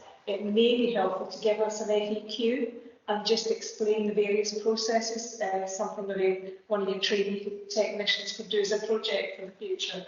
So that's just an observation, but thank you, Richard. Okay, thank you, Richard. Do you want to respond to that at all? Thanks, Chairman. Yes, Councillor Coburn, that's a great suggestion, and one that we've been asked a few times, and I fully support that. And I know that we have our roads improvement project, which is headed up by our HQ team, is keen to improve the customer-facing information that we have on our web pages, and that is one of the areas that we're currently looking at. It is confusing for people. Obviously, we're dealing with it every day, and we know what the different terms mean, but they're not always all that obvious. And one thing can sound like it means one thing, but actually it's another. So inlay, for example, you do inlay material into a pothole to fill a pothole, but that's quite different from an inlay resurfacing program, which is a large full width replacement of the road surface over a long section of the road, which is what we're talking about in this capital programme. And pothole filling comes under our revenue budget, and is a different operation again altogether. It's just, I suppose, you think it sounds like what it's called, but obviously that's not obvious to everybody. But filling potholes is just that. So it's small, localized repairs. And at this time of year, often we have to do a temporary repair because of the weather conditions. Because you can't necessarily do a permanent repair until the weather warms up and you get the proper conditions for the hot tar to go off properly, for example. Hopefully that helped a little bit. Back to you, Chair. Okay, thank you, Richard. I just had one question. Do we still have a dedicated roads inspector in Badenoch and Strathspey, or is that role kind of been disseminated out to other people to take on as part of their other roles? Yes, we're lucky. We have he's shared between, it is a he, he's shared between Nairn and Badenoch and Strathspey, but he's fully dedicated to that area. So yeah, we don't have to share him with anyone else out with that area. Yeah, and we're lucky because we've got a good one. Very good roads inspector. And so, I mean, I know this maybe sounds a bit simple, but is it part of his role to drive round and then to report, if there is potholes, or is it a way that the public should be reporting that to someone, or how does that work? So that is part of his role, yeah, yes. And there's statutory intervals that we inspect the roads and footways depending on the class of road. So that's his job routinely to do that. As I say, he's very good at it. But also we do welcome reports from members of the public and the local community councils, members, anyone who wants to let us know about a pothole, please do. And they can do that through the Highland Council website or by calling the call centre. Okay, Richard, thank you very much for that. Any other questions, members? That's great. Thank you. So the committee were invited to approve the report. Agreed. Okay, thank you very much for your time today, Richard. Thanks, Richard. Thanks, everybody. Thank you, Chair. Okay, moving on to item 7, is the Housing Capital Programme, and there's been a report circulated, and this will be introduced by Executive Chief Officer Housing and Property, Rory McLeod. Thank you, Chair. I think that's probably a little bit of a promotion. I just realised I probably over-promoted you there, Rory, so but anyway, I would take it. Yeah. I'm entirely willing to take the cash, but maybe not the full responsibilities. But I'll let you argue that out. That's what's called reading without thinking. But anyway, we'll start again, Rory. Welcome, All right. Rory. Thank you, Chair. Thank you, members, and appreciate the opportunity to present the Housing Capital Report for Badenoch and Strathspey. We're asking members to note the update that is contained within the report in section 5. The resources available, which are outlined in table 1 at section 6.7, agree to the investment priorities that are outlined in the appendix, and just reminding members that we will be updating through the year on request at ward business meetings. Just to outline the highlights of the report, overall over the course of the 5-year program, or the 4 years outlined in the program, we are looking at £3 million, just over £3 million of expenditure on capital works, with the biggest item being heating and energy efficiency works.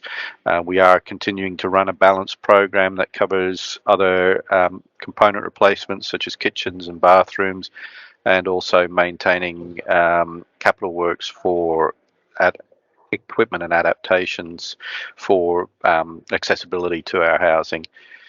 I'll I won't labour the point on the report, but I'll open up to any questions that members might have or any comment. Thank you, Rory. Councillor Loman? Rory, no, I appreciate that the HRA will be under a bit of financial pressure this year due to the decision taken to keep council house rents as low as we conceivably could due to the impact that people are having with the current financial crisis. So I think really it's just a comment to say that I think this is a really good report that leads us through what is a difficult time for housing. Thank you, Councillor Lobbin. Yes, I will certainly take on board that comment. It's widely acknowledged within the service that there are challenges that relate to the below inflation rent increase, but we also understand the pressures that are on our tenants. And part of our alleviation for that is our focus on energy efficiency works. Okay, thank you. Councillor Coleman? Thank you, Rory, for a really good detailed report. I think it's important that we give support to the team for the energy support and the mitigation, and that we we need to support everybody that are most vulnerable, that probably need that bit of educational and guidance. I think it's really keen, and anything that we can do to help support and mitigate that, we're here for you from the team. And any innovative ideas as well. Thank you, Councillor Coburn. Yes, we agree. We have engaged with a service, Ally Energy, specifically to provide advice and guidance around energy and bills to council tenants, and we are actively making referrals to help that agency to help our tenants, either through our maintenance officers or through our housing management officers. Thank you. Okay, thank you. I would just echo the comments of my colleagues here, Rory. Thank you very much for the report. And members were asked to note the update of the 22-23 Badenoch and Strathspey HRA capital programme, note the resources available to Badenoch and Strathspey, agree the proposed investment priorities in the HRA capital programme, and note the updates of the housing revenue account capital programme. Agreed. Okay, Rory, do you have anything else you would like to add? No, nothing to add from me, but thank you. Thanks, Rory. Thank you very much, Rory. Thank you, Chair.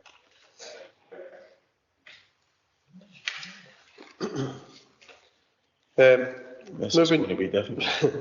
on to item 8, which I think we'll take quite slowly and just make sure that we get this right. And I'll thank Fiona as well for keeping us right on this.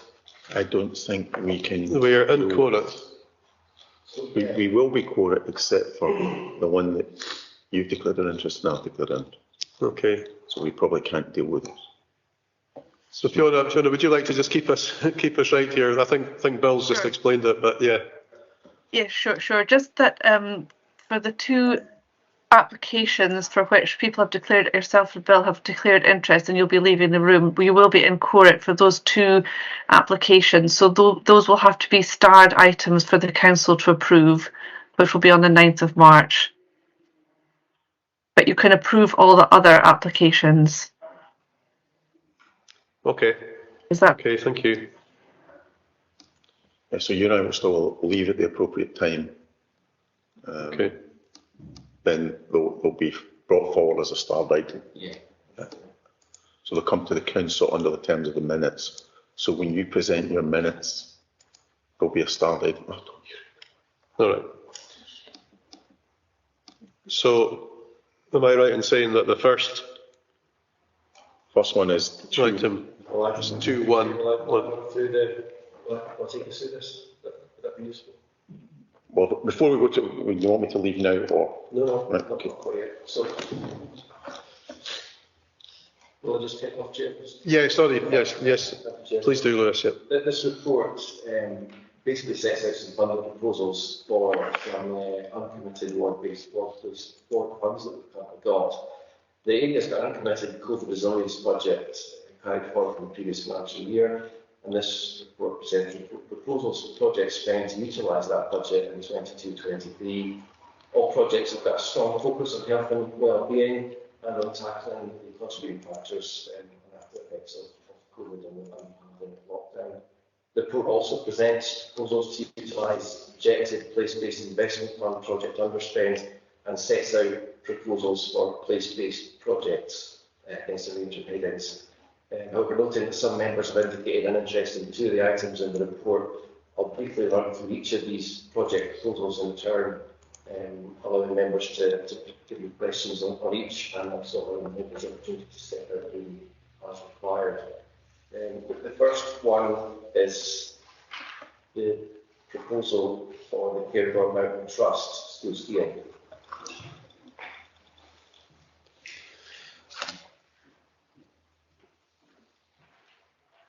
Okay, so Councillor Lobbin has declared an interest in this and he has now left the room. So, Lewis, would you like to run us through this one? Thanks, Chair. Yes, this project is headed Cairngorm Mountain Trust, Badenoch and Strathspey school skiing.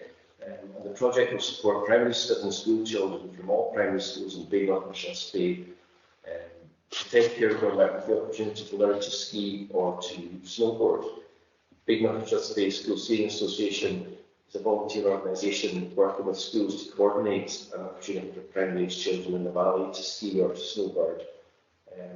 Cairngorm Mountain Schools Skiing SL wish to support this project, and to do so provided a means for all pupils to attend, and if they need it, they will provide passes and equipment hire. Ski tuition costs for the project are being covered by the BSSA, and the tuition provided, as we're noting, is fully inclusive, recognising that the needs of all pupils will vary, and the BSSA will meet any additional expense in the staffing and equipment required for any accessible needs. So for this project, the requested amounts relate to transport costs in relation to getting the children to and from sessions on the mountain, and members are asked to agree to repurposing £4,068 from the ward's COVID-19 budget in order to the Cairngorm Mountain Trust to cover those transport costs to allow the pupils to attend at the mountain and take part in these sessions. I'm happy to take questions on this particular project item, Chair. Thank you. Councillor Coburn, would you like to? No, I would like to commend the project and the opportunity that it gives to all our young people across the valley. Fully supported. Yes, no, I like that. I think it's exactly the sort of thing that we should be supporting, and I'm fully supportive of it as well. Thank you, Chair. Our minute will reflect that as the committee to that will be presented to full council to start at for ratification. Okay, thank you. So the next one. I'll go.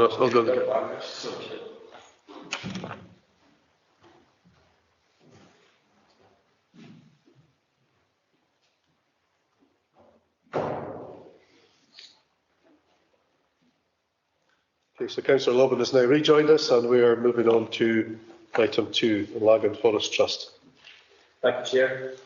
So you've moved on to this next one, this next application, or this next project of consideration is project from Lagan Forest Trust, and it's an mountain bike cycling participation programme for Newtonmore Community and Albion Primary Schools. This proposed funding award will support a mountain bike cycling participation and award programme for 3 of the primary schools in Badenoch and Strathspey at Wolf Track, soon to be completed 3.6 km blue trail in Madras. The project is intended to be a pilot project following on the success of a visit to Wolf Track by Albion Primary 5 children in the autumn of 2022. So the participation programme is going to be based on the Full Mountain Biking Scheme from Cycling Scotland, and it's designed to develop skills and experience in off-road cycling. The programme will be an introduction, and it will be progressing onto the Blue Trail once that's complete later in the year. This project is expected to cost around £30,000 to deliver a 4-day skills course for around 250 children from most of these schools. And members are asked to consider to repurpose £5,000 from the ward's COVID-19 budget, the COVID Resilience Fund, to be made available to these primary schools to take part in this project. I'm happy to take questions, Chair, on this one. Councillor Loveland, would you like to ask a question or comment? It's a comment, actually. I think in a case like this, we should encourage inclusivity. So I'd like to see children from all across Badenoch and Strathspey to be able to access this. And therefore, I would suggest that we modify the amount. And I think that if we modify the amount to 2,500, I'd be quite happy with that. And if there are proposals coming forward so that other children can facilitate this, then I'd be quite happy with that. Okay, thank you. Councillor Coburn. I think it's important that we include all our young people across Badenoch and Strathspey, and I agree with Councillor Robin that in this instance, as this is a small cohort of the rest of the young people across the valley, a 50% support for this, and hopefully going forward we can include all our young people. Thank you, Muriel. No, I'll just agree with colleagues, and yeah, I mean, comment I would make is I think Loaf Track's a fantastic facility. We're lucky to have it in our area, but you know, we would like to see it being inclusive, and we'd like to see all school children across the area have the opportunity to participate in mountain biking and Loaf Tracks. Thanks, Chair. Thanks, members. Also, if we just maybe mention that I have had discussions over the last couple of weeks with the Loaf Tracks team about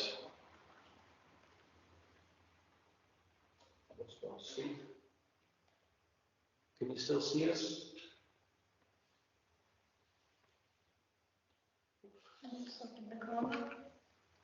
Our screen's gone blank. Should you think if we're still recording, colleagues? I can still see you, and we're still recording. Okay, thank you. We're back on. I think our TV just went to sleep there, so apologies for that. So yeah, let's go back to what I was saying there. I've been in discussion with the Loaf Tracks team about the potential to extend the scheme to all primary schools in the valley. They felt that this year they didn't have the capacity to be able to make that undertaking and take that on. I also asked them if there was potential to allow the other schools to participate on some kind of ad hoc basis, so they explored that as well, but unfortunately they didn't feel able to do that this year. They have made a commitment to look at how we might be able to run a more inclusive scheme in future years and following on from this pilot. Thanks, Chair. Okay, thank you, Lewis. Moving on to item 3, that's voluntary action on Badenoch and Strathspey, VABS. They have a volunteering fair coming up, and they've asked for £2,790. Yeah, thanks, Chair. So, yeah, since the COVID pandemic, numbers of people volunteering have fallen in the valley. That's something that VABS have been aware of. I've been trying to find ways to try and address that and to get people back into volunteering and recognition of the support that gives to community groups, communities, and also the resilience that brings to community groups and to the community as well. So they're proposing to hold a volunteering fair in April 2023, not far away, to allow groups in Badenoch and Strathspey to showcase what they do and to basically highlight the types of volunteering activities at the fair that are available to potential participants. The total unmet project costs for this event are £2,790, and that requested amount is going to be in respect of the catering, marketing, equipment and travel expenses in relation to the fair. So members will be asked to consider to repurpose £2,790 from the ward's COVID-19 budget and award it to voluntary action Badenoch and Strathspey VABS to cover those costs. I'm happy to take questions on this one, Chair. Councillor Coburn. I think it's important that we support this because the volunteers are the backbone of our communities, and in this instance, post-COVID, we need to try and regroup and be covered, so I would support this. Thank you, Councillor Lovin. I'm happy to agree. Yes, and I agree with colleagues, so yes, I'm happy with that. Thanks, Lewis. Thanks, Chair. So the next one for consideration is in respect to the Cairngorms Orchestra, and again it's a proposal in relation to our COVID resilience funds. So the Cairngorm Orchestra, local to Badenoch and Strathspey, players coming from an area stretching from Highland to Granton. Orchestra has been in place since 2018, and it's a group of very enthusiastic local amateur musicians, ages ranging from 14 to 70, with a wide range of abilities. The orchestra's regular outgoings relate to hall hire, conductor fees, music hire, and they generate quite a lot of their income through ticket revenue from 3 concerts that they normally hold every year. Unfortunately, during the pandemic, they weren't able to hold any concerts, and as a result, the reserves have depleted. They do get some income from attendees at practice sessions and events that they hold, but they really need that revenue funding from their concerts to allow the group to continue. And they've noticed that since return to practice that they're running out of reserves. And they've basically asked if members would consider repurposing some money from the COVID fund to allow them to run an initial concert in the wards and kickstart their funding. It's worth noting, I think, that the post-COVID recovery benefits of music they're widely recognised. I think we more often than not we think about post-recovery in terms of physical well-being, but this I think brings quite a unique and useful mental health well-being in terms of COVID recovery. So basically, the members you're asked to reconsider the purposing of £1,956 from the Ward's COVID-19 budget and all of the orchestra to cover the cost of an initial community post-concert to resume their funding activities. Yeah, Councillor Lovin. Basically, if you get the opportunity to hear the orchestra, I think it's a great idea. I think they're fabulous. Just happy to agree this. I'd hate to see them being in financial difficulty that makes them stop. So I'm fully in favour of this. I'm delighted to see this come forward, and hopefully the enthusiasm and he gets some more members delighted to support this. Yes, no, I'm exactly the same. Delighted to support it, and yes, all good. Thanks, members. Thanks, Chair. So the next one is a proposed funding allocation for workplace-based investment fund, and that relates to the KUC Calamari Club. Okay, well at this point I will declare an interest and I will leave the room and I will hand the chair over to... I propose Councillor Logan takes the chair. I will second that.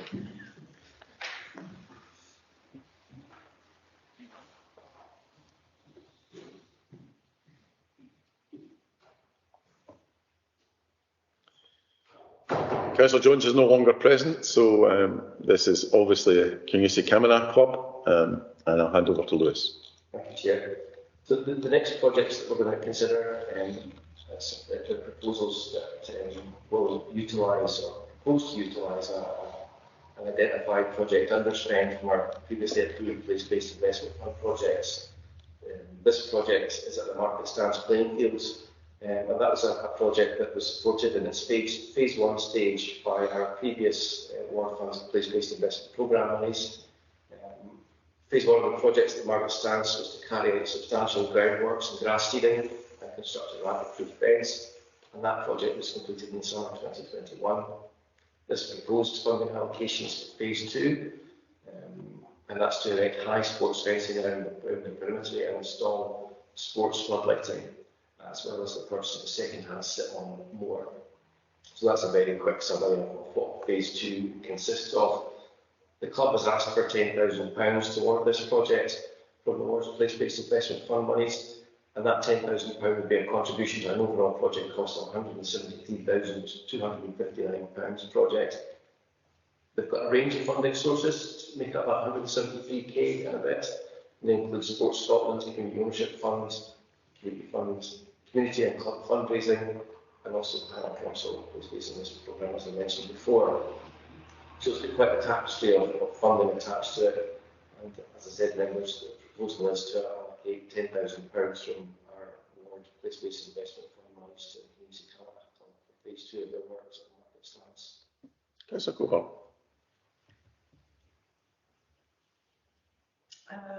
I think it's the ongoing success of the Cavanagh Club and the progress that's made over the years as with the support of the Highland Council and their own funding streams. I think it's an integral part of the community for all ages, and on this occasion I've supported. See no reason to object, so we both agree the proposal going forward, despite the fact we're in court, so this will end up at council. I have some concerns with this, but the council meeting is not until March.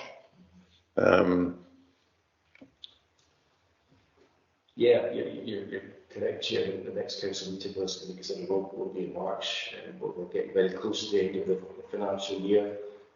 I think because this is a very small, in effect, £10,000 is a lot of money, but it's a very small part of the overall funding package. I have not been given final assurances about the potential to carry these amounts forwards into the next financial year. I'm hopeful that any projects that we've identified and approved as spend at the committee or at council will be allowed to be accrued into the next financial year. I've yet to get full confirmation of that. I'm working with Officer Collins on that.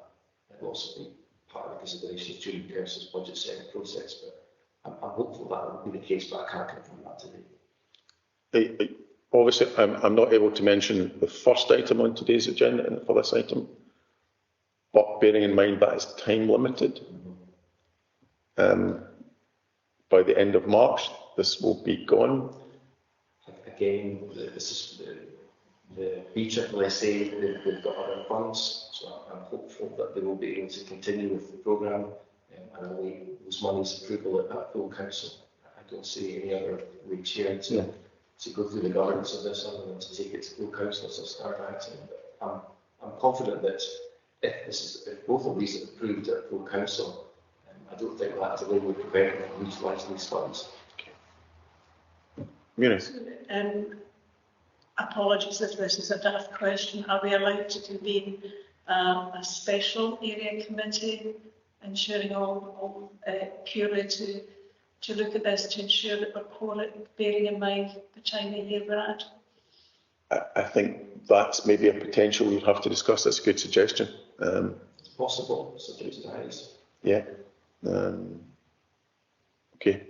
That's something that you can discuss with Russell after the event. So we've effectively agreed this. So that's it. Thank you. It's a good point. Yeah, that's a good point. Really good point. And maybe one of us, so am I, could have told us. Thank you.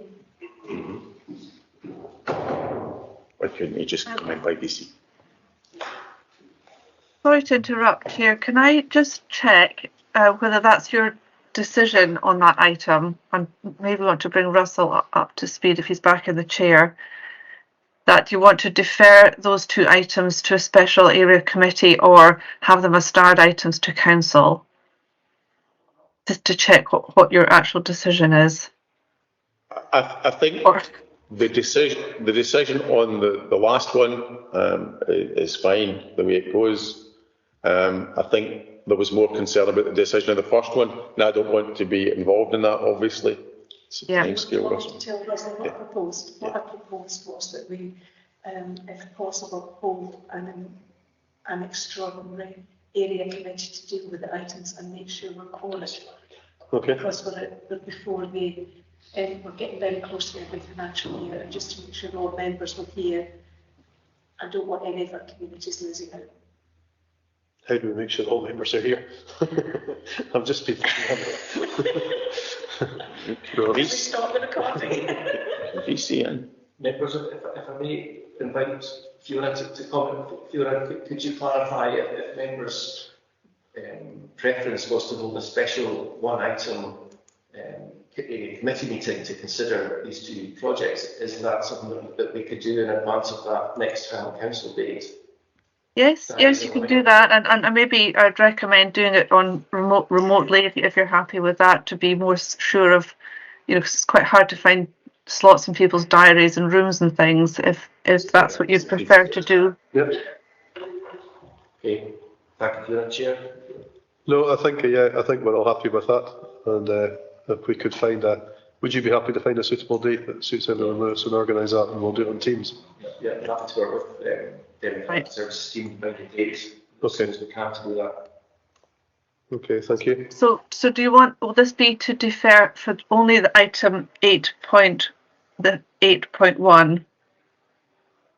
So for the first item, the Cairngorm Trust, is it just the extra special area meeting? Is that just for that one item, or do you want to defer both of the applications to, if you're having this meeting, do you want to?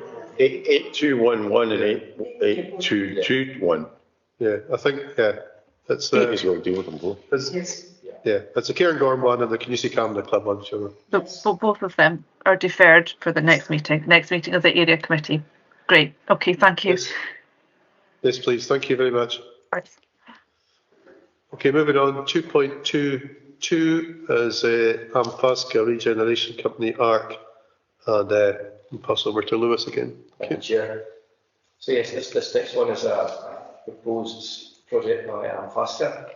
During 2022, members, you're aware that the Ampaska Regeneration Company, or ARC, provided a permanent memorial to the 60 soldiers and officers of Force A6 at the Badenoch Gardens in Canusie.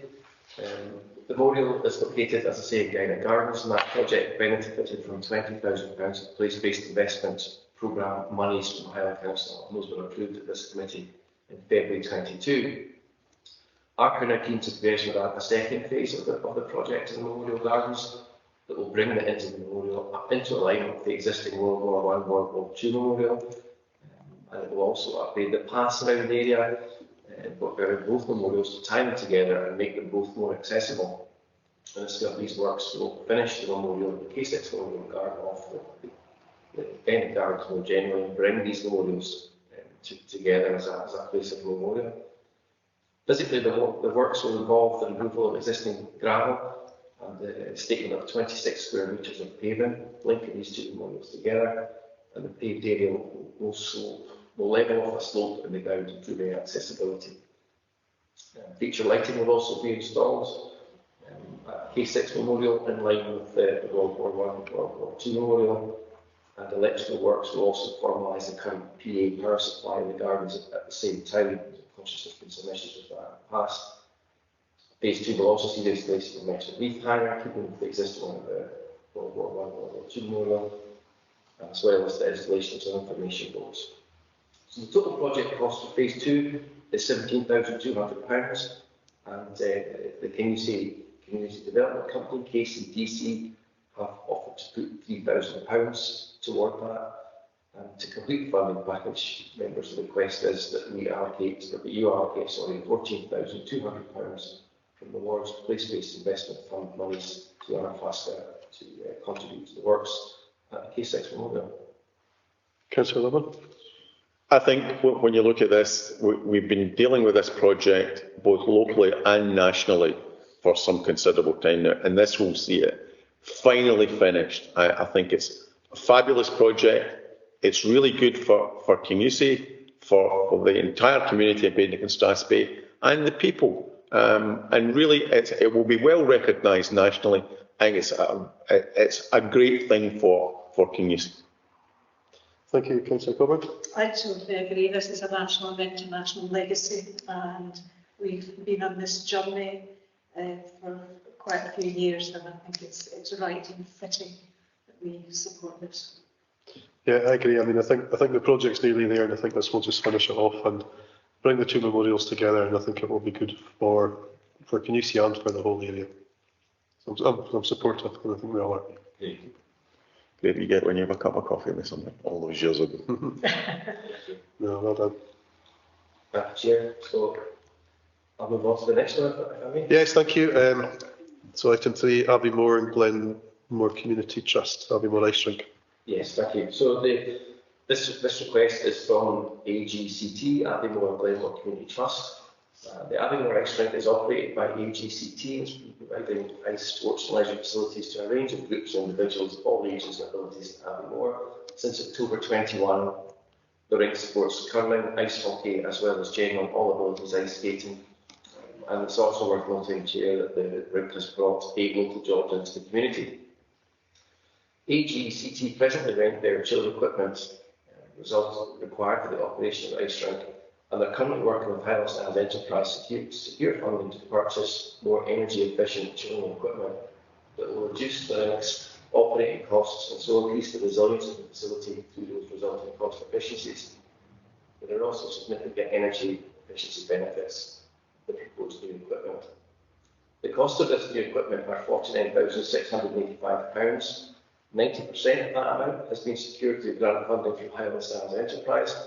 However, this is dependent on a further 10% match funding of £4,968 being obtained to finalise that funding package and proceed with the project.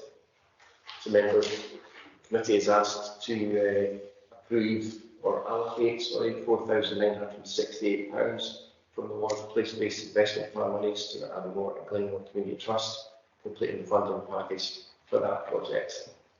I have to take questions. Councillor Coburn, would you like to go first?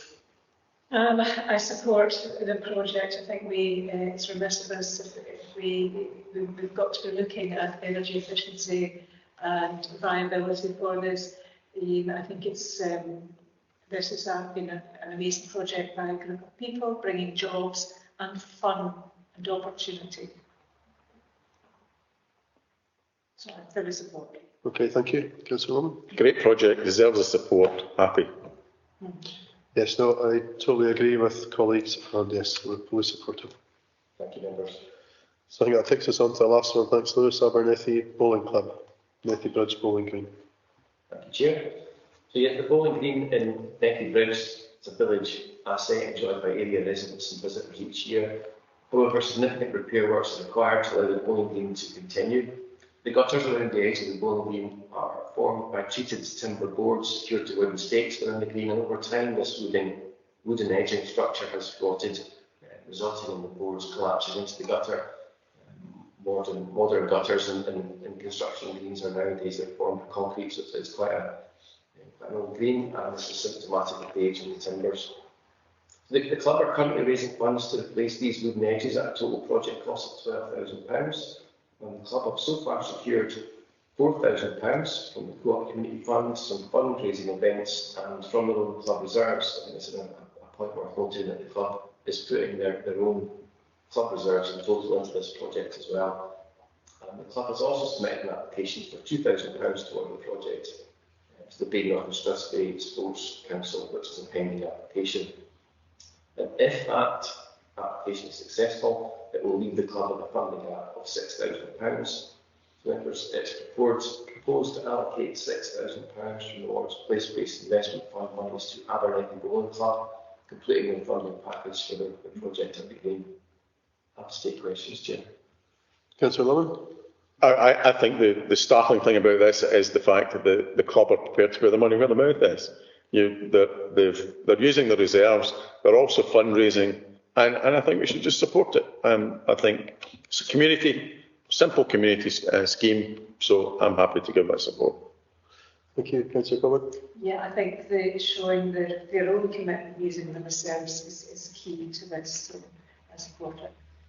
Yeah, no, I totally agree, and I would commend them for the way they've gone about it, and I think it's important that we support these clubs. I have one question. What happens if the Sports Council application is not successful?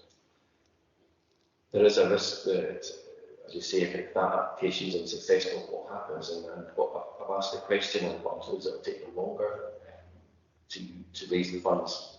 And given that their club fundraising events so far have only raised £500, it is a significant risk to the project.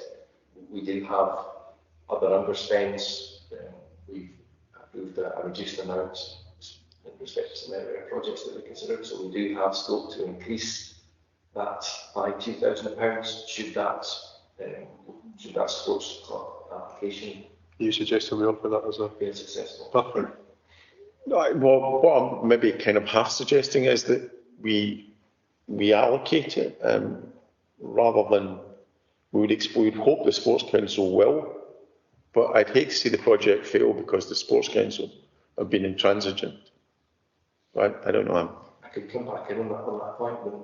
We will go through a governance process before this money is paid out, which will require them to basically require them to submit a funding application to me, and I'll sign it off there as budget holder. So what I can do is at that stage, if committee approves the fuller amount of £8,000, I can seek the outcome from that Badenoch and Strathspey, what they call Sports Council application, before I then decide to sign up on the 6 or the 8, provided the committee were to approve the 8. Okay, that sounds reasonable. Yeah, that sounds reasonable to me. Mm-hmm. Okay. So just for clarity for the minute, the committee are approving £8,000 subject to their application in due course. And so just sorry, I do apologize. Do we know what the membership of this club is? And I do have that on file. I don't have it to hand, so I'm happy to provide that information. As long as it's viable, and bowling clubs are struggling with members. But I did, when I was in discussion with the club, they were keen to point out that they don't just have customers from their own membership, but from visitors to the area as well. We're keen to stress that it has a wider benefit than just their own membership, which was encouraging. I don't have details on their visitor numbers, but I can too. And do they have links with the Abernethy Golf Club, or are they completely standalone? I believe they would be standalone. I don't know. I just don't know. I don't think they're linked to the golf club. yeah, I mean, I'm a total supporter of it. I think it's a good suggestion from Bill. Just I'm clear in my own mind there. If their application to the Sports Council was successful, we would still have the £2,000 to reallocate somewhere else. Then that would come back to us. Okay, I'm happy. All supportive of that, I think this.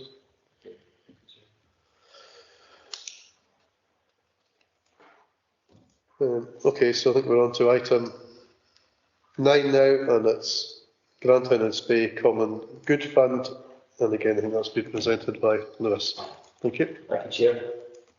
So yeah, this report at item 9 presents a general update in terms of the Badenoch and Strathspey Common Good Fund, as well as a proposed budget for 23-24.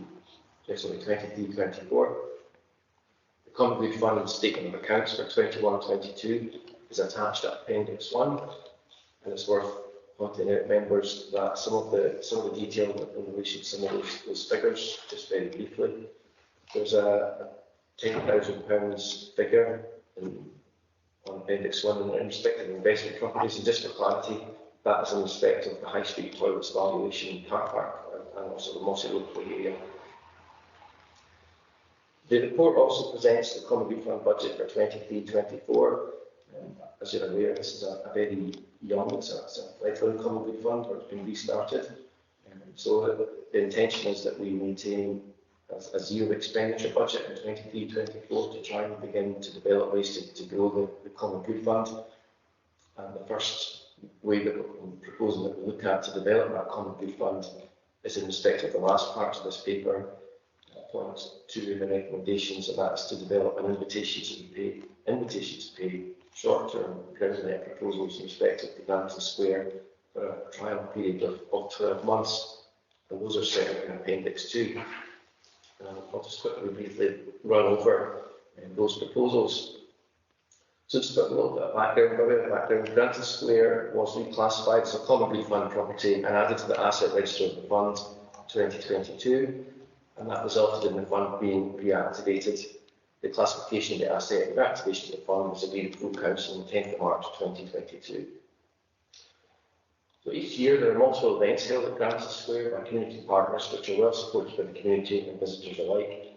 These events bring a high footfall to Granton Square and the wider Valley area by providing much welcome support from local businesses. Historically, these events have been supported by the council by allowing them to take place free of charge on the square. But given this asset has now been identified as a Common Good Fund asset, it's important to reassess this position. And it's proposed in the report that we continue to allow these events to operate free of charge, but to introduce an invitation to pay scheme in respect of all stallholders who attend these events and use the Granton Square as a place to trade. The proposed invitation to pay scheme will invite stallholders at the square to contribute to local community projects and good causes through a donation to the Common Good Fund, and a framework of suggested invitation to pay donation amounts is attached to Appendix 2. I have had some initial discussion with some community partners around these proposals, and I have to say that they've been well received, they've been welcomed. The proposal is to run this for a trial period of 12 months, then evaluate it and bring a further paper back to committee, looking at the take-up to the invitation to pay scheme, and also looking at how many didn't take up the opportunity to make a donation to the Common Good Fund. The scheme, if members are inclined to approve this, I'll look at replicating similar schemes elsewhere, in operation elsewhere in Highland, for short-term lets in Common Good land, and that will result in the development of an application and conditions of let. So yes, so members, that's a very quick summary of those invitation to pay proposals, and I'm happy to take any questions on the paper. Okay, thank you, Lewis. Councillor Lemon. My big concern with this is an invitation to pay. I believe this should be set in stone. This is what you pay. I don't see any reason why it should be any different. We have a responsibility to develop the Granton Common Good Fund, and I think the charges are extremely reasonable. Local charities are getting a 50% reduction in the charge, and local schools, etc. It's free of charge. So I'm not happy with the invitation to pay. I think it should be, that's the charge and that's it, and we can look at it at the end of a 12-month period whether it's been effective or not. But that's my proposal. Okay, thank you. Thank you for that, Lewis. I think there is precedent with some common good funds that there is a rate and people know exactly what they're doing, and I think it offers everybody involved clarity. I believe we're doing the right things for the local schools and the local charities. I think for clarity and consistency, I think we need to have a rate. And going forward, I think that is the best model, because I'm not sure that we would be able to properly evaluate something if there was an invite to pay, and I think that doesn't help the community going along, because how can you benchmark something if you've got if you're introducing variance? Okay, thank you. If I agreed with that, but also could we review it in 12 months' time? I mean, is that what you're saying, that we review it and see? Can I come back? Yeah, of course. I did look at the potential to introduce a mandatory scheme. I discussed this with our Common Good Fund officer, and the advice was that we would have to, because it would be a mandatory scheme, would be considered a form of change of use in terms of common goods legislation and guidance. We would have to carry out a full statutory community consultation before we could change the use.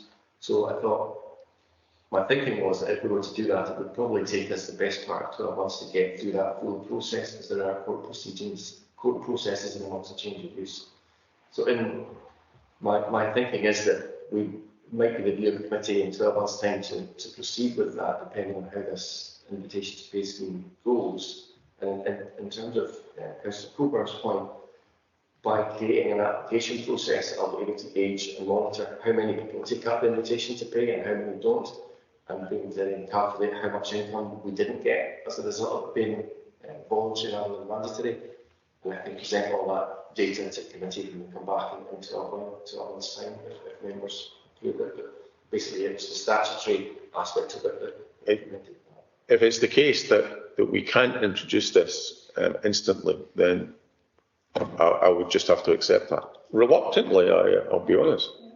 I agree with Councillor Coburn, but Councillor Coburn. I agree with myself. I certainly hope to agree with Councillor, however, I do think that we need to have somewhere in our communications the plan will be, and you know, the council are looking through whatever bodies we're looking at to change or introduce, not change, but introduce the legislation supporting whatever's required.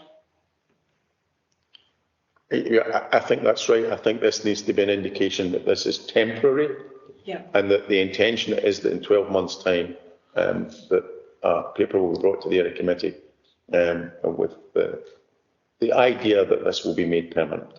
I don't think we should muck around with it and think, well, maybe we won't, maybe we will. I think the idea needs to be that this will be what we're going to charge. And it's quite strange that the common good legislation gets in the way of common good funds actually gaining money. When you look in Aviemore, for example, we don't have a common good fund. They charge very similar rates for their village green, and there is no restriction. They can charge whatever they like. I'll come back in, Chair. Yeah. It's it is frustrating, but it's because the change of use would in effect be stopping allowing people to do what they've done free of charge, and the challenge is because we've never charged for it in the past. So I did spend quite a bit of time with it just to try and flash that point out, and that was their firm advice. What I think we can do is we can begin the process of the consultation now rather than wait for the 12-month period of the trial to expire. So I'm happy to run both concurrently, a pilot trial, and also begin the statutory consultation at the same time. Be happy with that. Yeah, I think yes, we're happy with that. yeah. I think also it would be important to, in the messaging when this goes out, to say that this money is going into the Common Good Fund that will be used in Grantown, because otherwise, no doubt it will be branded as Highland Council taking money again and going elsewhere. It will be staying locally. The money will be spent locally. This is not money that is coming to the council. This is money that goes to the Grantown and Spey Common Good Fund. It's for the benefit of the people of Grantown. Yeah. Yes. Very much so. Messaging is key, and I'll make sure that is clear. Okay. Okay, thank you, Lewis. Is that you? Yeah. Okay. Thank you very much, members. So item 10 is... You need to give your recommendations. beg your pardon? You need to give your recommendations on 9. Beg your pardon, I thought we did. Oh, could we agree the recommendations on item 9? Agreed. Agreed. Thought so. just to be clear, Chair, for the purpose of the minute, that as well as the recommendations as stated, that I'll begin the statutory consultation process for that change of use. Okay. Yeah. Okay. Thank you. Item 10 are the minutes of the meeting of 7th November 2022. Can we note them? Agreed. They've already been through council. They've been agreed by the council. And then I think that is us. I think. Thank you, Chairman. Well done. Well done on your first day. Apologise for the odd sticker now and then, but we'll hopefully get better as time goes on. And thank you very much for the support. Thanks, Fiona. Thank you. Yeah, thank you, Fiona. Thank you.